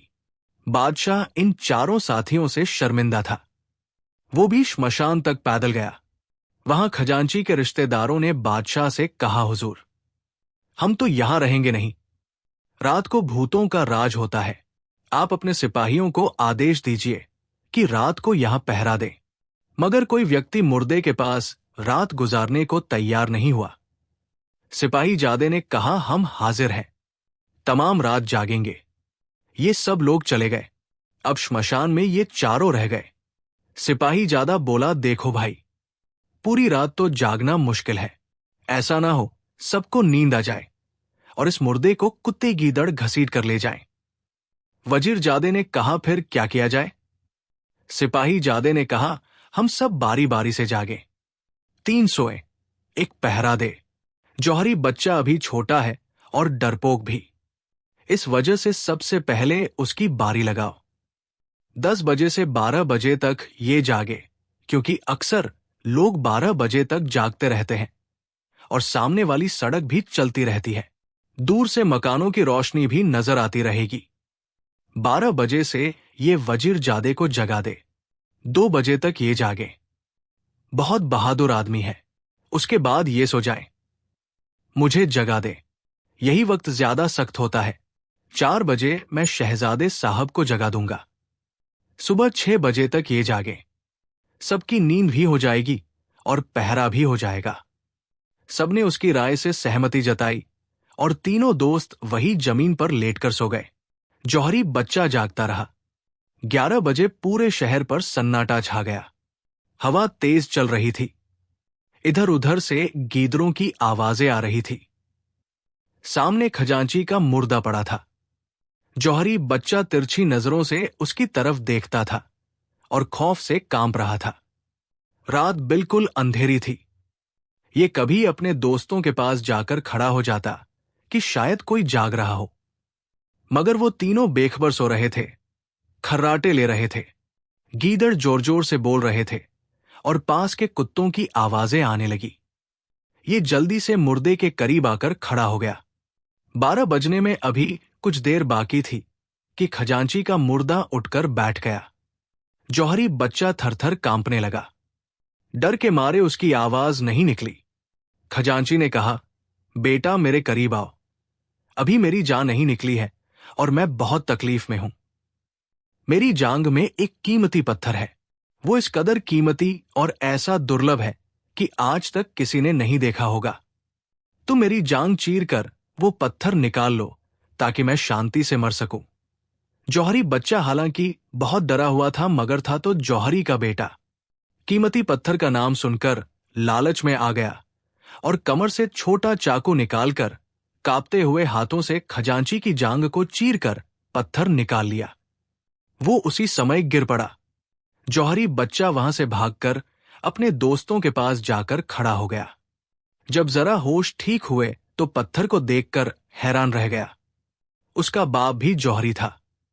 20 किस्म के जवाहरात ये देख चुका था, लेकिन ऐसी अनोखी और दुर्लभ चीज उसकी नजर से नहीं गुजरी थी। चमक की वजह से अंधेरे में रोशनी हो गई थी। ये हैरान खड़ा देख रहा था कि घड़ी ने 12 बजाए। उसने वजीर जादे को जगाया और खुद लेट गया। वजीर जादा कुछ देर इधर उधर टहलता रहा। उसको हुक्का पीने की आदत थी। सोच रहा था कि इस समय आग कहां मिल सकती है। तंबाकू वगैरह तो उसके पास था। कुछ दूरी पर रोशनी नजर आई। वो आगे बढ़ा। क्या देखता है कि बहुत बड़ा चबूतरा है। नाच गाने की महफिल जमी हुई है। बड़े बड़े लंबे चौड़े राक्षस जिनके सिरों पर सींग है, अजीब तरीके से उछल कूद कर रहे हैं। बीच में सोने का सिंहासन बिछा हुआ है। उस पर निहायत बदशक्ल राक्षस, लंबे लंबे दांत, बड़े बड़े सींग और कदकाठी में सबसे बड़ा उस सिंहासन पर बैठा है। उसके आगे एक सजा हुआ हुक्का जिसमें हर किस्म के कीमती जवाहरात जड़े हैं, रखा है। वजीर जादा कुछ और आगे बढ़ा। राक्षस ने चारों तरफ देखकर कहा, इंसान की महक, इंसान की महक। उसकी नाक फड़कने लगी। जिस तरह कुत्ते, बिल्ली, चूहे अपनी पसंदीदा चीज की गंध पर नाक फुलाते हैं। उसने एक साथी से कहा, जाओ देखो कौन अपमानजनक इंसान हमारे इलाके में घुस आया है। उसको पकड़कर हमारे पास लाओ। एक राक्षस वजीर जादे को पकड़ लाया। राक्षस ने बड़ा सा मुंह फाड़कर एक जबरदस्त अट्टहास किया और कहा, 12 और 24 बरस के बाद एक कीड़ा नजर आया है। वजीर जादे ने बड़े अदब से झुककर कहा, मामा जी प्रणाम। राक्षस बोला, मिट्टी खाऊं, धूल खाऊं, भांजे को क्या खाऊं, मगर ये बताओ तुम यहां आए कैसे? वजीर जादे ने सब हालात बताकर कहा, इस समय तो मैं आपकी तलाश में इधर उधर घूम रहा था। इस तरफ रोशनी नजर आई तो आगे आ गया। बिना हुक्के के जागना मुश्किल था। राक्षस ने एक जबरदस्त अट्टहास किया, अच्छा मेरे हुक्के पर नजर है, जा ले जा उठाकर। क्या याद करेगा कि किसी राक्षस को मामा बनाया था? वजीर जादा मन में तो बहुत खुश हुआ, मगर राक्षस के पास जाते हुए डर लग रहा था। राक्षस बोला, डरता क्यों है? हम बात के सच्चे होते हैं। उठा ले आकर वजीरजादा डरते डरते आगे बढ़ा और हुक्का उठाकर राक्षस को प्रणाम करके वापस आ गया। वो खुशी में हुक्का पीना भी भूल गया। हजारों क्या बल्कि लाखों रुपए की चीज हाथ आई थी। उसे पता भी नहीं चला और घड़ी ने 2 बजा दिए। उसने सिपाही जादे को जगाया और खुद सो गया। सिपाही आंखें मलता उठा। पहले उसने जाकर खजांची के मुर्दे को देखा। वो टेढ़ा मेढ़ा पड़ा था। सिपाही समझा कुत्तों या गीदड़ों ने उसको घसीटना चाहा होगा। जौहरी बच्चा और वजीरजादा डर के मारे करीब ना आए होंगे। ये ख्याल करके उसने मुर्दे को सीधा लिटा दिया, ऊपर से चादर ओढ़ा दी और खुद इधर उधर घूमने लगा। उसको जंगल में से अजीब किस्म की आवाजें आई। कभी तो किसी औरत के चीख कर रोने की आवाज आती, कभी जोर जोर से हंसने की। ये उन आवाजों की तरफ बढ़ा। जैसे जैसे पास होता गया, आवाजें साफ सुनाई देने लगी। ये और आगे बढ़ा। क्या देखता है कि एक अधेड़ उम्र की औरत सिर से पैर तक सोने के गहनों में लदी हुई हाथ में एक मिट्टी का बर्तन लिए खड़ी है और हाथ ऊंचे करके पेड़ पर वो बर्तन रख देना चाहती है, लेकिन वहां तक पहुंच नहीं सकती। सिपाही जादे ने पेड़ पर नजर डाली तो देखा एक लड़की गहनों में लदी हुई, जंजीरों में बंधी हुई है। उसने पास जाकर पूछा, माता जी क्या बात है? तुम रोती भी हो और हंसती भी हो। उस औरत ने कहा, बेटा बात यह है कि ये मेरी लड़की है। इसको जादूगर ने इस पेड़ से बांध दिया है। जब आता है तो खोल कर अपने साथ ले जाता है। मुझसे मिलने नहीं देता। रात को छुपकर इससे मिलने आती हूं। वो इस समय नहीं होता। कल उसने मुझसे कहा मेरा खीर खाने को मन चाहता है। इस समय मैं खीर पकाकर लाई हूं। बड़ी देर से कोशिश कर रही हूं, मगर ना मैं उस तक पहुंच सकती हूं, ना वो हाथ बढ़ाकर ले सकती है। इस बात पर कभी हम दोनों हंसते और कभी अपनी मजबूरी पर रोते हैं। सिपाही जादे ने कहा, अगर मैं तुम्हारी लड़की को खीर खिला दूं तो मुझे क्या दोगी? उस औरत ने जवाब दिया, मैं अपने सारे गहने उतारकर तुम्हें दे दूंगी। सिपाही जादा बोला, पहले गहने उतार दे, फिर मुझे खीर का बर्तन दे। मैं अभी पेड़ पर चढ़कर खिला दूंगा। उस औरत ने अपने सब गहने सिपाही के हवाले किए। उसने रुमाल में बांधकर अपनी कमर से बांधा और खीर का बर्तन लेकर पेड़ पर चढ़ गया। वहां पहुंचकर उसने लड़की से कहा, अपना गहना उतारकर मुझे दे दे। मैं तुझे खीर भी खिलाऊंगा और तेरी जंजीरें खोलकर आजाद कर दूंगा। तू अपनी मां के साथ यहां से भाग जाना और मैं तुझे एक दुआ पढ़ने को बताऊंगा। उसके असर से जादूगर तेरे पास नहीं आ सकेगा। लड़की ने कहा, तुम मेरा सारा गहना उतार लो, मगर खुदा के वास्ते मेरी जंजीरें खोल दो। मैं बड़ी तकलीफ में हूं। सिपाही जादे ने पहले उसका गहना उतारा, फिर जंजीरें खोलकर कहा, ले अब खूब खीर खाकर नीचे उतर और अपनी मां के साथ चली जा। हजारों रुपए का गहना लेकर सिपाही जादा वापस आ गया। अब 4 बजने वाले थे। दूर कहीं मुर्गे की आवाजें आ रही थी। कभी कभी कोई चिड़िया किसी पेड़ पर से बोलती थी। सिपाही जादे ने शहजादे को जगाया। उसकी नींद पूरी हो चुकी थी। फौरन उठकर बैठ गया। सिपाही अपने गहने की पोटली सिरहाने रखकर सो गया। शहजादा निवृत्त होने के लिए जगह तलाश करने लगा। थोड़ी दूरी पर उसको एक झाड़ी नजर आई। वहां जाकर वो मिट्टी के ढेले तलाश करने लगा। मिट्टी उठाई तो उसके हाथ को कोई सख्त चीज लगी। उसने लकड़ी से कुरेदा। मिट्टी बिल्कुल नरम थी। लकड़ी खटखट किसी चीज पर लग रही थी। शहजादे को अब जिज्ञासा हुई कि ये क्या चीज है।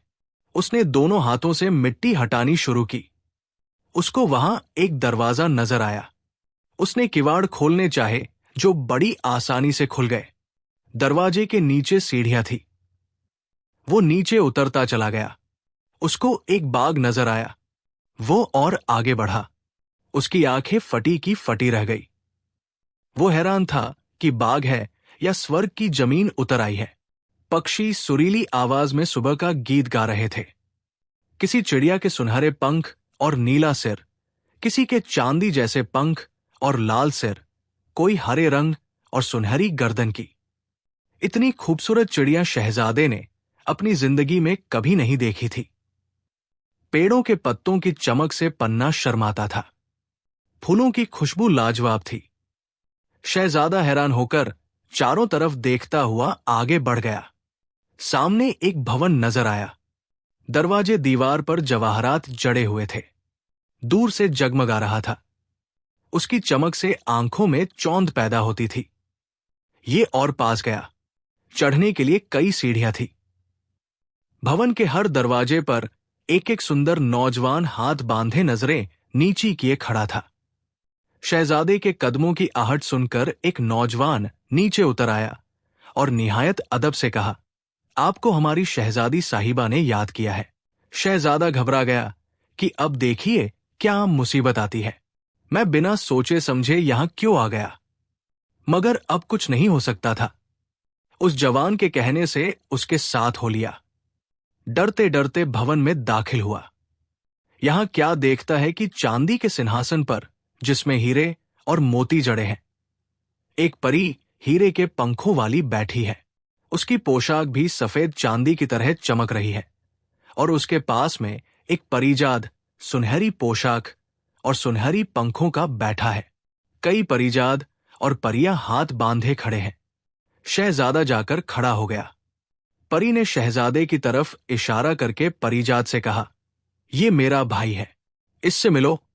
परिजाद ने मुस्कुराकर कहा, डरो नहीं, मेरा कोई भाई नहीं था। जब तुम इस देश में आए तो एक दिन इत्तेफाक से मैं अपने उड़न खटोले में उड़ती हुई तुम्हारे महल के ऊपर से गुजरी। तुम चारों दोस्त अपने बाग में खड़े थे।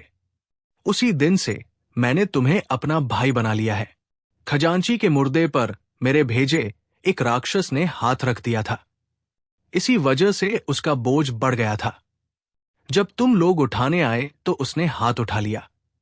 मुझे तुम्हारी बहन की कहानी भी मालूम है। आज से तुम मुझे अपनी बहन समझो। उसने परिजाद की तरफ इशारा करके कहा, ये मेरे पति है, मुल्क जरे निगार के शहजादे। इनका नाम जर्रीन शाह है और मैं रूपनगर के बादशाह की बेटी हूं।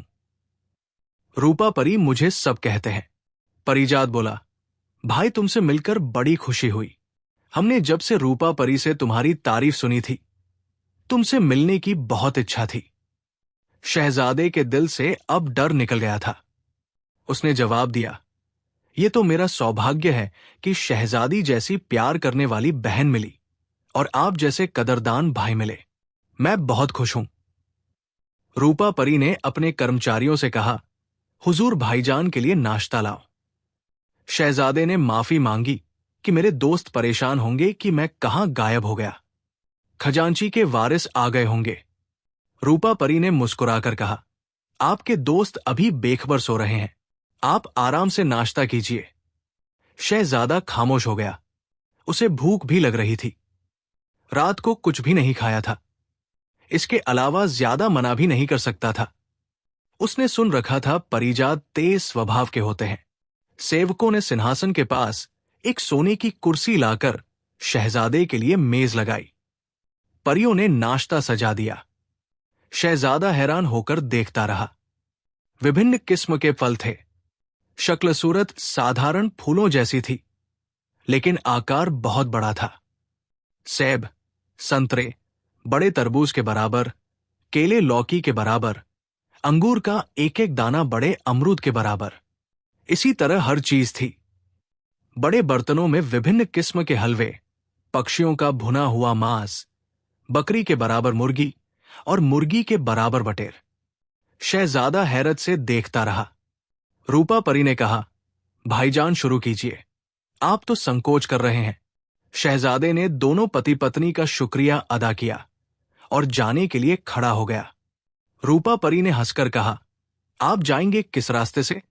शहजादे ने जवाब दिया, जिस रास्ते से आया था उसी से जाऊंगा। परी बोली, वहां अब कोई रास्ता नहीं है, वो तो आपको बुलाने के लिए अस्थाई बना दिया गया था। शहजादे ने घबराकर कहा, अब क्या होगा? मेरे दोस्त तो मेरी जुदाई से सिर फोड़ फोड़ कर मर जाएंगे। परिजाद ने हंसकर कहा, आप घबराएं नहीं, अभी आपको पहुंचवा देते हैं। उसने एक परिजाद को आदेश दिया। लाल राक्षस को हाजिर करो। फौरन राक्षस मौजूद हुआ। लाल अंगारा, कोई 10 गज का कद, हाथी जैसे कान, गज गज भर के सींग। शहजादे की डर के मारे जान निकल गई। रूपा परी ने उससे कहा, बहुत सावधानी से शहजादे साहब को फलान जंगल में पहुंचाओ। राक्षस ने अपनी हथेली पर शहजादे को इस तरह बिठा लिया जैसे नन्हे से चिड़िया के बच्चे को। परिजाद ने हंसकर शहजादे से कहा, आप आंखें बंद कर लीजिए।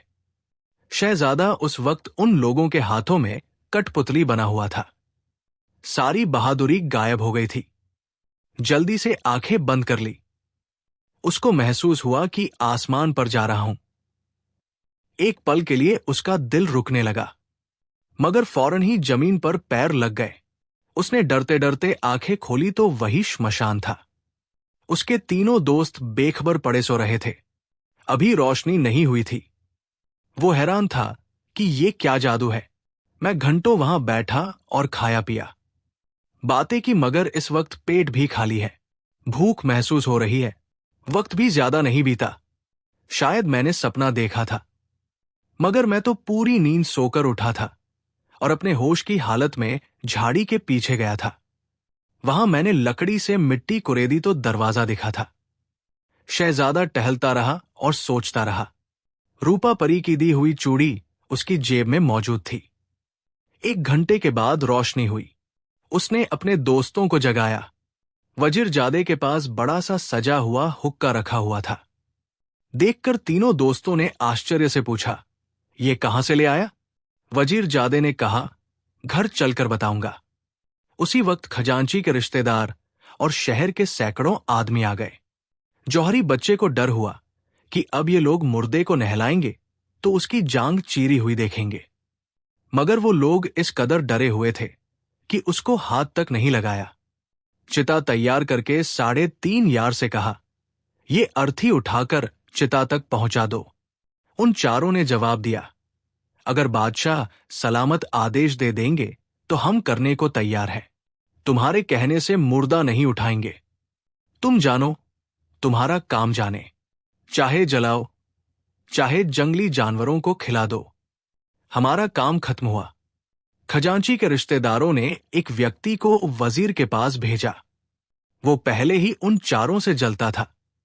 फौरन गाड़ी पर बैठकर आ गया और 3.5 यार से कहने लगा, तुम लोगों की वजह से खजांची की जान गई है।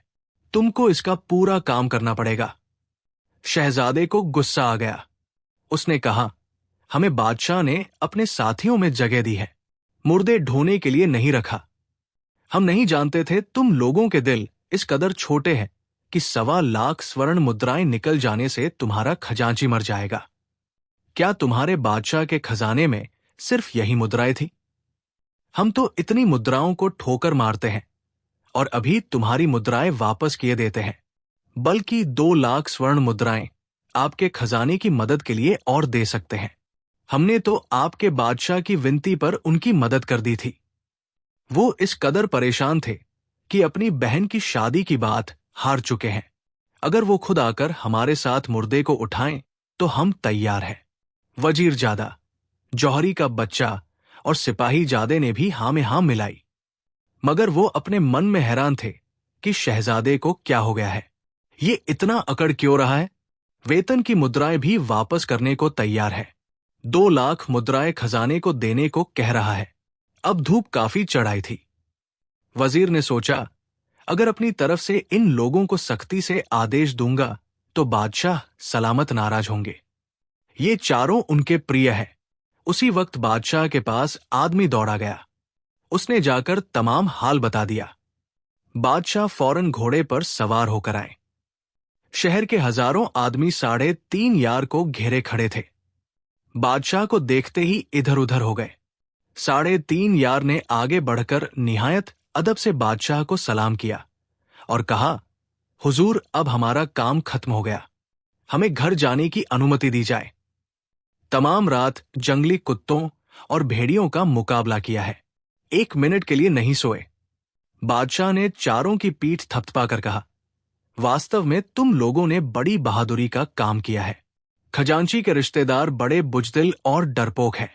ये उसके बेटों का कर्तव्य था। उनको रात भर जागना चाहिए था। हमारी तरफ से अनुमति है, तुम जाकर आराम करो। खजांची के बेटे बादशाह के कदमों पर गिर पड़े और कहा, हुजूर हमारे हाल पर दया खाइए और इतना कर दीजिए कि इन चारों से कहकर खजांची की अर्थी चिता तक पहुंचा दे। वजीर जल्दी से बोला, हुजूर खजांची बड़ा वफादार आदमी था। खजाना खाली होते देखकर उसका दम निकल गया। अब इन लोगों को इसका पूरा काम करना चाहिए। बादशाह के जवाब देने से पहले ही शहजादा बोल पड़ा, अच्छा, सब लोग यही मौजूद हैं, हम पूरा काम करके भी दिखा देंगे, मगर मैं पहले हाथ मुंह धोकर कुछ दुआएं पढ़ लूं। खजांची का प्रेत हम लोगों के ना चिपट जाए। ये कहकर उसने वजीर जादे से धीरे से पूछा, तुम्हारे हुक्के में कुछ आग है? उसने चिलम पर हाथ रखकर कहा, हां, गर्म है। शहजादा चिलम लेकर पेड़ों के पीछे चला गया। बादशाह और वजीर की नजर जो हुक्के पर पड़ी तो आंखें फटी की फटी रह गई। ऐसे कीमती और खूबसूरत जवाहरात ना शाही खजाने में थे, ना बेगमों के गहनों में। दोनों हैरान थे। इधर शहजादे ने रूपा परी की चूड़ी आग में दिखाई। फौरन एक परिजाद आकर खड़ा हो गया। शहजादे ने उससे कुछ कहा, वो बहुत अच्छा कहकर गायब हो गया। शहजादे ने वापस आकर अपने दोस्तों से कहा, आओ भाइयों, मुर्दे ढोना भी किस्मत में लिखा था।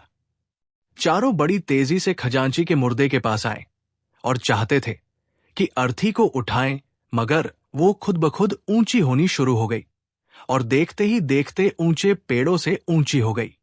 सारे दर्शकों में भगदड़ मच गई। वे बेतहाशा शहर की तरफ भागना शुरू कर दिया। एक को दूसरे की खबर नहीं थी। हर व्यक्ति की जुबान पर भूत भूत था। बादशाह भी डर से कांप रहा था। वो भी घोड़े पर सवार हो गया। वजीर का तो बुरा हाल था।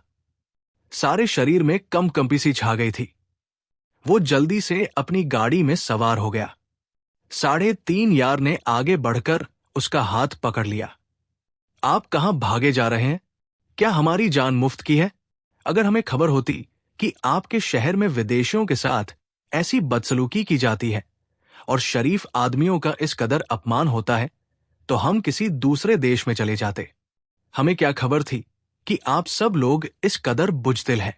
3.5 यार यही बातें कर रहे थे कि खजांची का मुर्दा बड़ी तेजी से नीचे की तरफ उतरना शुरू हुआ और देखते ही देखते धड़ाम से चिता के अंदर गिर पड़ा।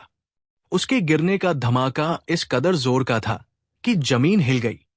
बादशाह घोड़े पर सवार तो हो गया, मगर उन लोगों की बातें सुनकर कुछ शर्मिंदा सा हुआ और वही खड़ा रहा। शहजादे ने आगे बढ़कर कहा, हुजूर, अब खजांची के बेटों से कहिए चिता में आग दे। हम लोग ये किस्सा खत्म ही करके जाएंगे। बादशाह बहुत डरा हुआ था, मगर उन लोगों पर जाहिर नहीं करना चाहता था। उसने वजीर से कहा, बुलाओ खजांची के लड़कों को। क्या दोपहर तक ये लोग यहां ठहरेंगे? वजीर ने जवाब दिया, हुजूर, वो बेचारे डर के मारे भाग गए हैं। बादशाह ने आदेश दिया, सबको पकड़ कर लाओ।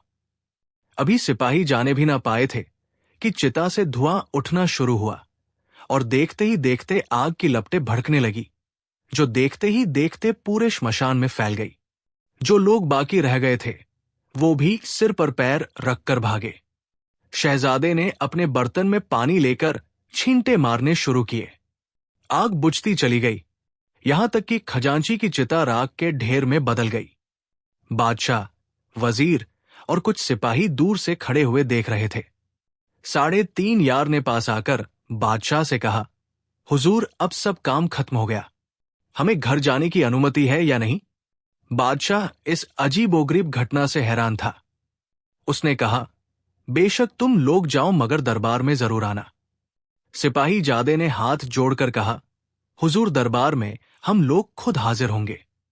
हुजूर ने वादा किया है। उन चारों ने अपनी अपनी चीजें उठाई। वजीर जादे ने अपना हुक्का लिया। सिपाही ने गहनों की पोटली ली। जौहरी बच्चे का पत्थर उसकी जेब में था। शहजादे के पास वही चीज थी जो रात को लेकर आया था। चारों घर पहुंचे। सबसे पहले जौहरी बच्चे ने अपने दोस्तों को सब हाल बताया और जेब में से पत्थर निकाल कर दिखाया। उसके बाद सिपाही जादे ने गहने की पोटली खोलकर रख दी और अपनी कहानी सुना दी। फिर वजीर जादे ने हुक्के के बारे में बताया। आखिर में शहजादे ने तमाम कहानी सुनाकर रूपा परी की चूड़ी दिखाई और कहा, मैंने उस वक्त पेड़ों के पीछे जाकर यही चूड़ी आग पर दिखाई। एक परिजाद आ गया। मैंने उसको सब कुछ बता दिया कि तुम ये काम करना। उस वक्त मुझको इस कदर गुस्सा था कि मन किया उससे कहूं वो खजांची के मुर्दे में समा जाए और वजीर से लिपट जाए, मगर बादशाह के ख्याल से खामोश हो गया। उन्होंने हमारे साथ मित्रता का व्यवहार किया है, हम जिंदगी भर उनका उपकार नहीं भूल सकते। अब अपनी बहन की शादी की बात हार गए। ये अजीब सी बात है, खजांची का मुर्दा हम चारों ने मिलकर उठाया था। शादी वो किसके साथ करेंगे? मेरी राय में जौहरी बच्चा सबसे सुंदर है, उसी से होनी चाहिए। जौहरी बच्चे ने हाथ जोड़कर कहा, ना बाबा, मुझे माफ करो। मेरी पत्नी रो रो कर मर जाएगी। मुझे उससे बहुत प्यार है, मैं हरगिज नहीं करूंगा। शहजादा बोला, अच्छा, वजीर जादे को कर लेनी चाहिए। वजीर जादे ने हंसकर कहा, नहीं भाई, दूसरी शादी तो मैं कभी नहीं करूंगा। बादशाह की बहन हो या कोई परी हो, मेरी पत्नी में कोई कमी नहीं। बहुत सुंदर है, मुझसे बहुत प्यार करती है, मैं ऐसा क्रूर नहीं हूं। शहजादे ने मुस्कुराकर कहा, बस तो फिर सिपाही ठीक रहेगा। इसको बहुत गहना मिल गया है, दुल्हन को दे देगा। वाह मियां वाह। सिपाही जादे ने हंसकर कहा, शहजादी को शहजादा मुबारक हो। हम तीनों पीछे हटते हैं, कल बादशाह के दरबार में जाकर तुम्हें पेश कर देंगे। बादशाहों की 20 पत्नियां होती हैं, हम गरीबों के लिए एक पत्नी काफी है। जौहरी बच्चे और वजीर जादे ने भी कहा, हाँ भाई, यही ठीक है, शादी शहजादे से होनी चाहिए। अब तो एक परी ने भाई बना लिया है, निहायत धूमधाम से बारात जाएगी। शहजादे ने कहा, पहले तो 1.25 लाख स्वर्ण मुद्राएं बादशाह सलामत के सामने जाकर रखनी चाहिए और 2 लाख मुद्राएं वजीर को देनी है, वो खजाना भर लेगा। आज तो हम लोग थके हुए हैं और बादशाह भी शायद दरबार ना करें। कल मुद्राओं का इंतजाम करके जाएंगे। तीनों दोस्तों ने पूछा, 2 लाख मुद्राओं का इंतजाम कहां से करोगे? शहजादे ने जवाब दिया, रूपा परी इंतजाम कर देगी। चारों थके हुए थे, नहाया और खाना खाकर सो गए। सूरज डूबने के बाद सोकर उठे। रात को शहजादे ने अपना कमरा बंद करके रूपा परी की चूड़ी आग पर दिखाई। तुरंत परिजाद आकर खड़ा हो गया। शहजादे ने उससे कहा, रूपा परी को मेरा बहुत बहुत प्रणाम कहना और कहना कि 2 लाख स्वर्ण मुद्राओं की कल सुबह मुझे जरूरत होगी। अगर आप मेरी मदद करें तो बड़ी कृपा होगी। परिजाद उसी समय चला गया। शहजादा जवाब के इंतजार में वही खड़ा रहा। 1 मिनट भी नहीं बीता था कि वही परिजाद फिर आया और कहा, हमारी शहजादी ने कहा है कि ठीक है, 10 बजे मुद्राएं आपके पास पहुंच जाएंगी और अगर आप आदेश दे तो मैं बादशाह के दरबार तक पहुंचा दूंगा। शहजादे ने कहा, हां, तुम हमारे साथ चलना। संक्षेप में बात यह है कि सुबह जब ये लोग सोकर उठे तो क्या देखते हैं कि 4 निहायत कीमती कपड़े रखे हैं और हर कपड़ों के साथ 5 हथियार भी हैं। एक पर्चा भी रूपा परी का साथ था। उसने लिखा था कि ये कपड़े पहनकर और हथियार लगाकर बादशाह के दरबार में जाना। सिपाही जादे ने नारा लगाया, जिंदाबाद। शहजादे, आज हम लोग पूरी शान से दरबार में जाएंगे। वजीर जादा बोला, दरबारियों और वजीर के कलेजे पर सांप लौटेंगे। शहजादा मुस्कुराकर चुप हो गया। इधर बादशाह के दरबार में तमाम दरबारी जमा थे। वजीर बैठा बातें बना रहा था। वो दरबारियों से कह रहा था, देखा आप लोगों ने 3.5 या 1.25 लाख मुद्राएं लेकर गायब हो गए। उनकी वजह से हमारे खजांची की जान गई। अगर मैं बादशाह सलामत की जगह होता तो चारों को मौत की सजा देता। छोटा वजीर बोला, मुझे तो वे ठग या डाकू लगते हैं। 1.25 लाख मुद्राएं लेकर गायब हो गए। कल दरबार में हाजिरी भी नहीं दी। मैंने बादशाह सलामत से विनती की तो उन्होंने जवाब दिया कि थके हुए होंगे, इसी वजह से नहीं आए। बड़े वजीर ने कहा, अभी हमारे बादशाह सलामत नौजवान और बिना अनुभव के हैं। उन लोगों की सूरतें देखकर समझे कि शरीफ लोग हैं। छोटे वजीर ने कहा, खैर हमें खुदा का शुक्र अदा करना चाहिए। अच्छा हुआ भाग गए। 1.25 लाख मुद्राओं पर मुसीबत टली, वरना हमारे बादशाह सलामत ने तो वचन दे दिया था, शहजादी की शादी उन बदमाशों से कर देते। एक दरबारी बोला, वे चारों ही शहजादी को अपनी पत्नी बनाकर रखते। जितनी बातें उतने मुंह थे। उसी समय दरबान की आवाज आई, सावधान। सब चुप होकर खड़े हो गए। बादशाह हर एक का सलाम लेता हुआ अपने सिंहासन पर बैठा। उसने 3.5 यार की कुर्सियां खाली देखकर वजीर से पूछा, अभी वे लोग नहीं आए? वजीर ने हाथ जोड़कर कहा, हुजूर मेरे ख्याल में अब वे नहीं आएंगे। 1.25 लाख मुद्राएं कुछ कम नहीं होती, उनकी पूरी जिंदगी के लिए काफी है। बादशाह ने माथे पर बल डालकर कहा, इसका तो ये अर्थ है कि वे भाग गए। हुजूर मेरा तो यही मानना है।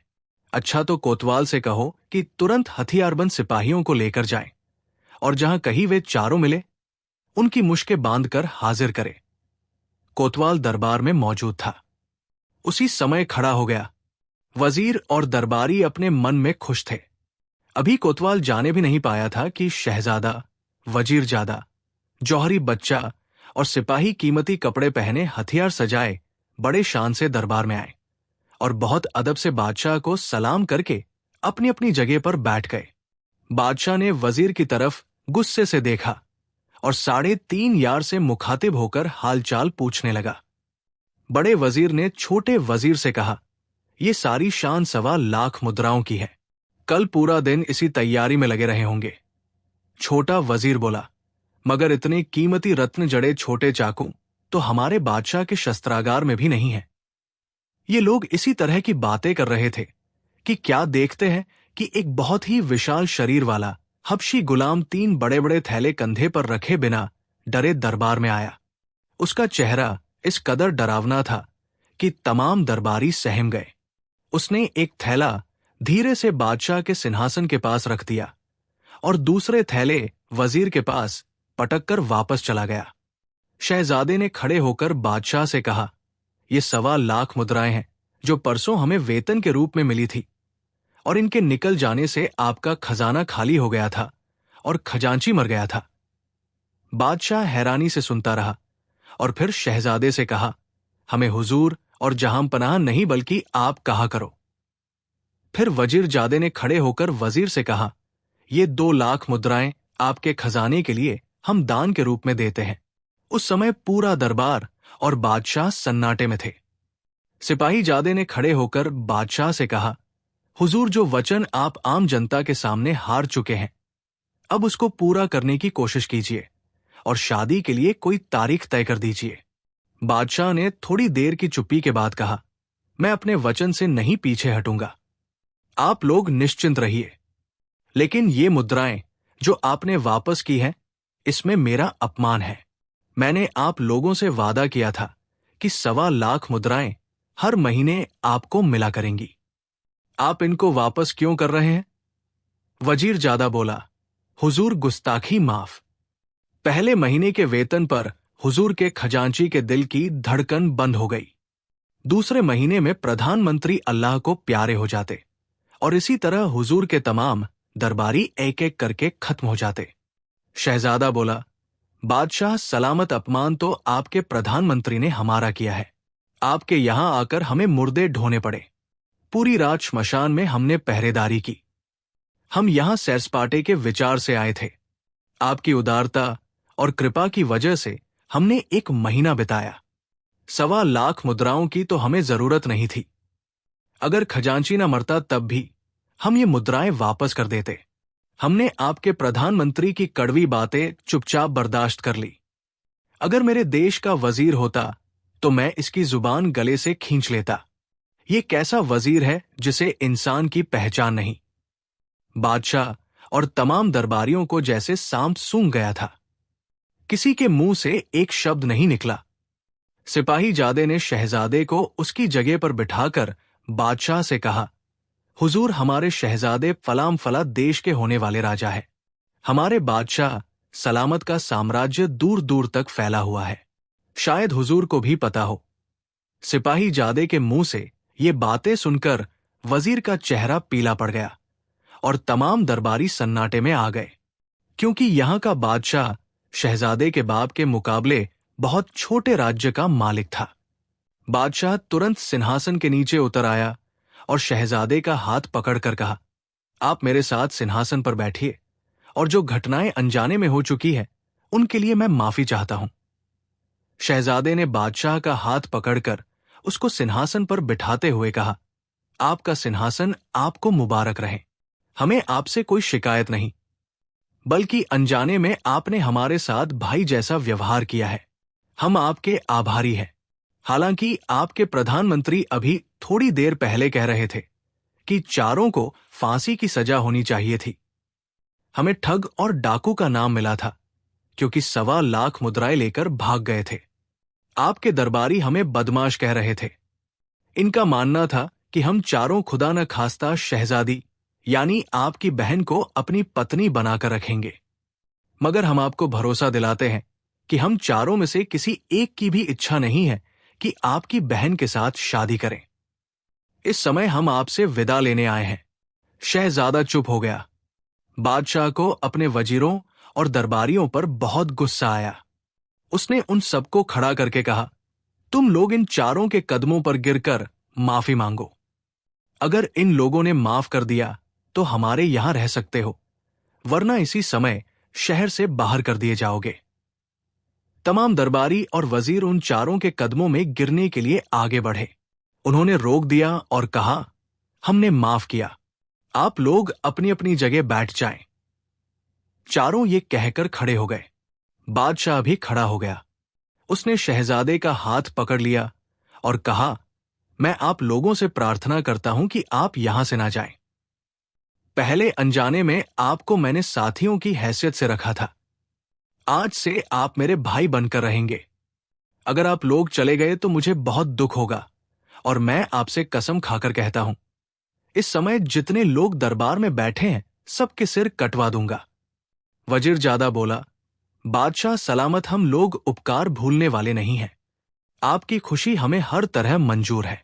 हम बिना आपकी अनुमति के हरगिज नहीं जाएंगे। हम नहीं चाहते कि हमारी वजह से आपके वफादार और पुराने दरबारियों को किसी तरह की तकलीफ पहुंचे। इन लोगों ने हमको जो कुछ कहा आपकी भलाई में कहा। बादशाह बोला, मगर एक बात से मुझे बहुत दुख है। आपने ये मुद्राएं क्यों वापस की? मैंने आप लोगों से वादा किया था और खुशी खुशी दी थी। अगर आप स्वीकार नहीं करेंगे तो मैं समझूंगा कि आपने मेरा अपमान किया और मुझे नीचा समझा।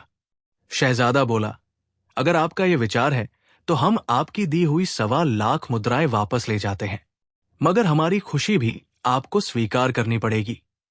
हमारी तरफ से ये 2 लाख मुद्राएं खजाने में जमा कर दी जाएं। आप अभी वजीर साहब को आदेश दें कि हमारी मौजूदगी में ये मुद्राएं खजाने में पहुंचा दें और हमारी मुद्राएं हमारे घर पहुंचाने का इंतजाम कर दें। बादशाह ने जवाब दिया, ये बहुत ज्यादा है, लेकिन मैं इस समय आप लोगों को नाराज नहीं करना चाहता। उसने वजीर से कहा, क्या बैठे बैठे मुंह देख रहे हो? तुम्हें खजाना खाली होने का बड़ा दुख था। अब भरो अपना खजाना। छोटे दिल वाले आदमी, तुमने हमें किसी को मुंह दिखाने लायक नहीं रखा। अगर पिताजी के समय के ना होते तो सबक सिखाने वाली सजा देता। शहजादे ने खड़े होते हुए कहा, हम चारों कल दरबार में हाजिर होंगे। बादशाह भी खड़ा हो गया। ये लोग बादशाह को सलाम करके अपने घर आ गए। शाम को क्या देखते हैं कि दोनों वजीर और कई और सम्मानित दरबारी 3.5 यार की 1.25 लाख मुद्राएं लेकर आए। उन चारों ने आगे बढ़कर स्वागत किया और बहुत हंसमुख होकर और शिष्टता के साथ पेश आए। दोनों वजीरों ने हाथ जोड़कर माफी मांगी और कहा, हम लोग बहुत शर्मिंदा हैं। बादशाह सलामत हम सबसे बहुत नाराज हैं। चारों ने कहा, हम तो पहले ही माफ कर चुके हैं। कल आकर बादशाह सलामत को समझाएंगे। वजीरों ने कहा, इस समय एक विनती और लेकर आए हैं। बादशाह सलामत की नाराजगी की दूसरी वजह यह है कि वो आम जनता में शहजादी की शादी का वचन हार चुके हैं। और आपको पता ही है कि बादशाह अपने वचन पर अटल रहते हैं। अगर आप में से किसी के साथ शहजादी की शादी ना हुई तो तमाम जिंदगी वो इसी तरह कुंवारी बैठी रहेगी। वजीर जादा और सिपाही जल्दी से बोले, नहीं साहब, शहजादी साहिबा की शादी इसी हफ्ते हमारे शहजादे से होगी। आप लोग निश्चिंत रहिए। कल दरबार में हम लोग विधिवत पैगाम लेकर आएंगे। संक्षेप में बात यह है कि रात को शहजादे ने अलग कमरे में जाकर रूपा परी की चूड़ी आग पर दिखाई। तुरंत परिजाद हाजिर हो गया। शहजादे ने सब हालात एक कागज पर लिखकर परी के पास भेज दिए। कुछ देर बाद ही परिजाद जवाब लेकर वापस आया। रूपा परी ने बहुत खुशी जताई थी।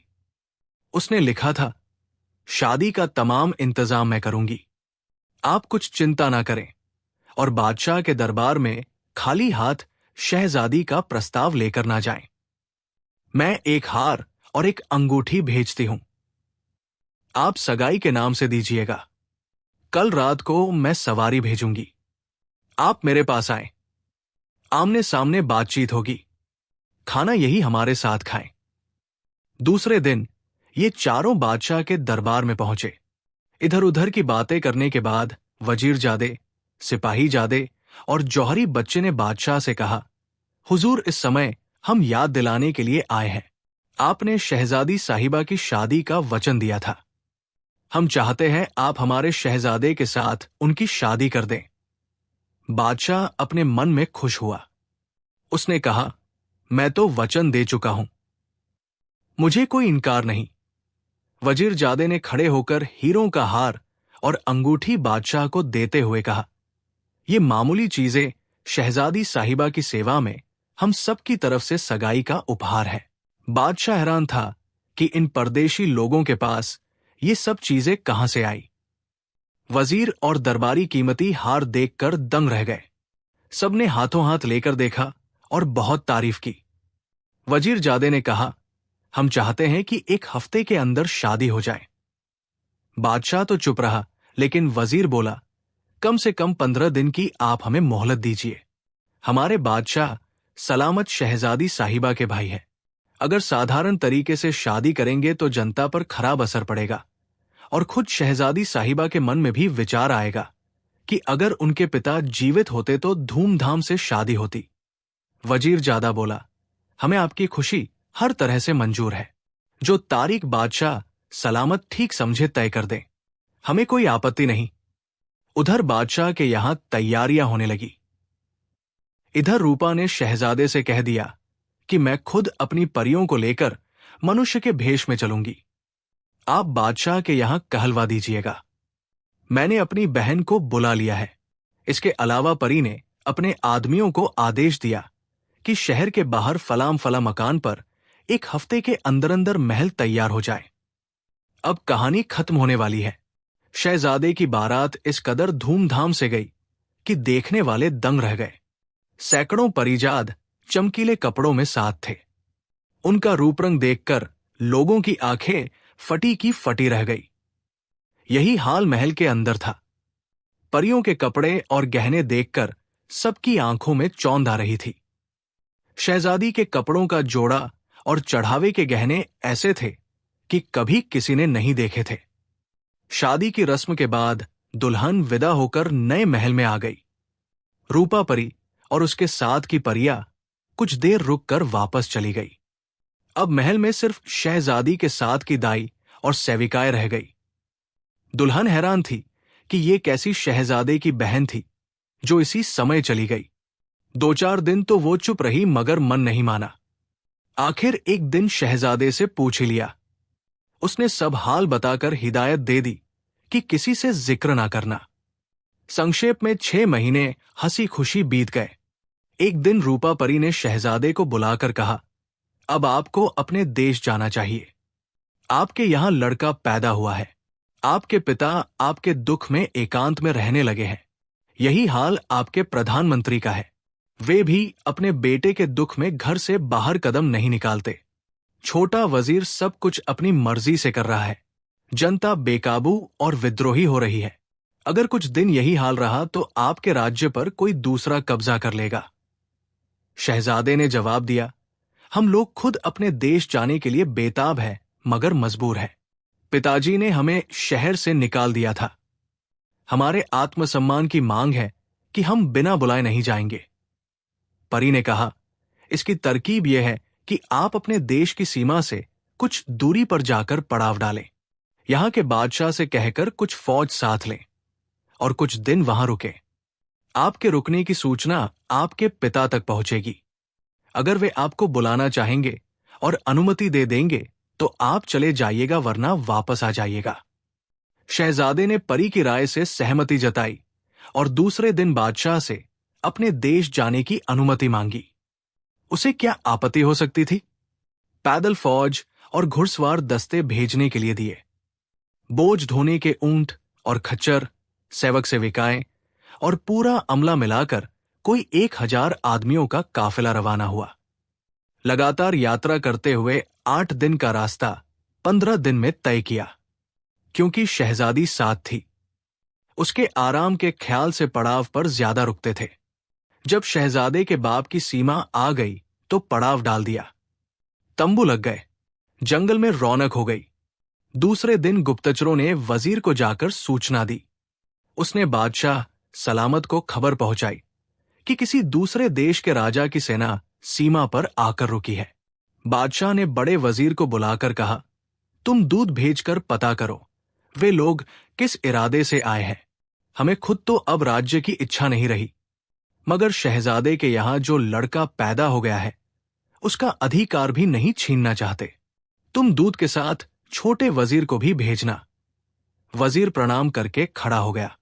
दूसरे दिन वजीर और कुछ अधिकारी दूत के साथ घोड़ों पर सवार होकर पड़ाव में गए और अपने आने की सूचना दी। शहजादे ने वजीरजादे को भेजा। वो शानदार कपड़े पहनकर बड़ी शान से बाहर आया। दूत ने कहा, हम ये पता करने आए हैं कि आपके यहां आने का उद्देश्य क्या है। वजीरजादे ने जवाब दिया, तुम अकेले आए हो या कोई और लोग भी साथ आए हैं? दूत ने जवाब दिया, हमारे यहां के छोटे वजीर और कुछ फौजी अधिकारी पड़ाव से बाहर मौजूद हैं। वजीरजादे ने जवाब दिया, उन सबको लेकर आओ, हम उनसे अपने आने का उद्देश्य बताएंगे, मगर इस बात का भरोसा रखें कि हम लोग लड़ा झगड़े के विचार से नहीं आए हैं। दूत वापस गया और वजीर वगैरह को लेकर आया। वजीरजादे ने मेहमानों के तंबू में उन सबको बड़े प्यार से कुर्सियों पर बिठाया। छोटे वजीर को सपने में भी अंदाजा नहीं था कि ये हमारे देश का ही वजीरजादा होगा। 8 महीने के समय में ये लोग भूल चुके थे। वजीरजादे ने कहा, आप लोग परेशान ना हो, हमें तो मातृभूमि का प्रेम खींच लाया है। कुछ दिन रुककर वापस चले जाएंगे। आपकी बड़ी मेहरबानी होगी। बड़े वजीर और बड़े जौहरी से कह दीजिए कि आपके लड़के आपके चरणों में आना चाहते हैं। अगर बादशाह सलामत अनुमति दें तो वे यहां आकर हम लोगों से मिल लें। सिपाही जादे के घर पर भी सूचना करा दीजिएगा। यह सुनना था कि छोटा वजीर वजीरजादे से लिपट गया और कहा, आपके पिताजी और बड़ा जौहरी आप लोगों की याद में बूढ़े हो गए। हर काम से हाथ उठा लिया, घर से बाहर निकलना छोड़ दिया। यही हाल बादशाह सलामत का है। कभी थोड़ी देर के लिए दरबार कर लेते हैं। आप लोगों की तलाश में चारों तरफ आदमी दौड़ाए, मगर कहीं से पता ना मिला। खुदा के वास्ते अब आप लोग अपने घर चलिए। वजीरजादे ने जवाब दिया, आप शहजादे से कहिए हम तो उनके साथ हैं। छोटे वजीर को अपने साथ लेकर वजीरजादा शहजादे के तंबू में गया। यहां पूरा दरबार लगा हुआ था। वजीर देखकर दंग रह गया और प्रणाम करके कहा, हुजूर शहर में चलिए। तमाम जनता और खुद हुजूर बादशाह सलामत आपके लिए बेताब है। शहजादे ने जवाब दिया, हम मजबूर हैं, शहर में दाखिल नहीं हो सकते। बादशाह सलामत ने हम चारों को शहर से निकाल दिया था। बिना उनके आदेश और अनुमति के हम कैसे जा सकते हैं? यह सुनकर वजीर वापस आ गया और तमाम हाल बादशाह सलामत को सुनाया। बड़ा वजीर भी मौजूद था। इस खबर को सुनकर बुझते हुए मन में आस जग गई। महल में बादशाह बेगम को खबर पहुंची। वे खुद अपने बेटे के पास जाने को तैयार हो गई। शहर में खुशियां मनाई जाने लगी। बादशाह ने आदेश दिया कि हमारे लिए सवारी तैयार करो, हम खुद शहजादे को लेकर आएंगे। उसी समय जौहरी को सूचना देकर बुलाया गया। थोड़ी ही देर बाद बादशाह हाथी पर सवार हुए और अपने साथ प्रधानमंत्री और जौहरी को बिठाया। कई हाथियों पर दूसरे सम्मानित लोग सवार हुए और बड़ी शान से जुलूस के रूप में ये लोग रवाना हुए। एक तेज रफ्तार घुड़सवार को आगे भेजा। सूचना मिलते ही शहजादा और उसके तीनों दोस्त बादशाह के स्वागत के लिए पड़ाव से निकलकर बाहर खड़े हो गए। कुछ देर के बाद बादशाह की सवारी भी पहुंच गई। हाथी बिठाया गया। ये लोग उतरे। बादशाह ने शहजादे को गले लगाया, फिर उसके तीनों दोस्तों को गले लगाया। वजीर जादा अपने बाप से लिपट गया। जौहरी बच्चे ने अपने बाप और सबके पैर छुए। बादशाह ने उन चारों को माफ करके खुद उनसे माफी मांगी और कहा, बेटा अब घर चलो और अपना राज्य संभालो। शहजादे ने हाथ जोड़कर कहा, पिताजी आप चलें, मैं अपने साथ के लोगों को लेकर शाम तक शहर में पहुंच जाऊंगा। बादशाह और वजीर वगैरह वापस गए। शहर को सजाया गया। रात को रोशनी और उत्सव की तैयारियां होने लगी। इधर शहजादे ने सेना और अमले को चलने का आदेश दिया। शाम तक पूरा काफिला तैयार होकर रवाना हुआ। शहजादे के स्वागत के लिए शहर के फाटक पर जुलूस तैयार था। तमाम शहर में रोशनी हो रही थी। बड़ी धूमधाम के साथ ये लोग शहर में दाखिल हुए। महीनों के बिछड़े हुए ये चारों अपने घर वालों से खुशी खुशी मिले। दूसरे दिन बादशाह ने आम दरबार किया और अपने हाथ से शहजादे के सिर पर ताज रखा। बधाइयां दी जाने लगी। दरबारियों को उपहार दिए गए और गरीबों में दान बांटा गया। बादशाह राजपाट से सेवा मुक्त हो गए। प्यारे दोस्तों, कहानी कैसी लगी हमें कमेंट करके जरूर बताएं और ऐसे ही और दिलचस्प किस्से कहानियों के लिए हमारे चैनल को सब्सक्राइब जरूर करें और साथ ही घंटी वाले बटन को भी दबा दें ताकि हमारे आने वाले नए वीडियो की जानकारी आपको समय पर मिल सके। शुक्रिया।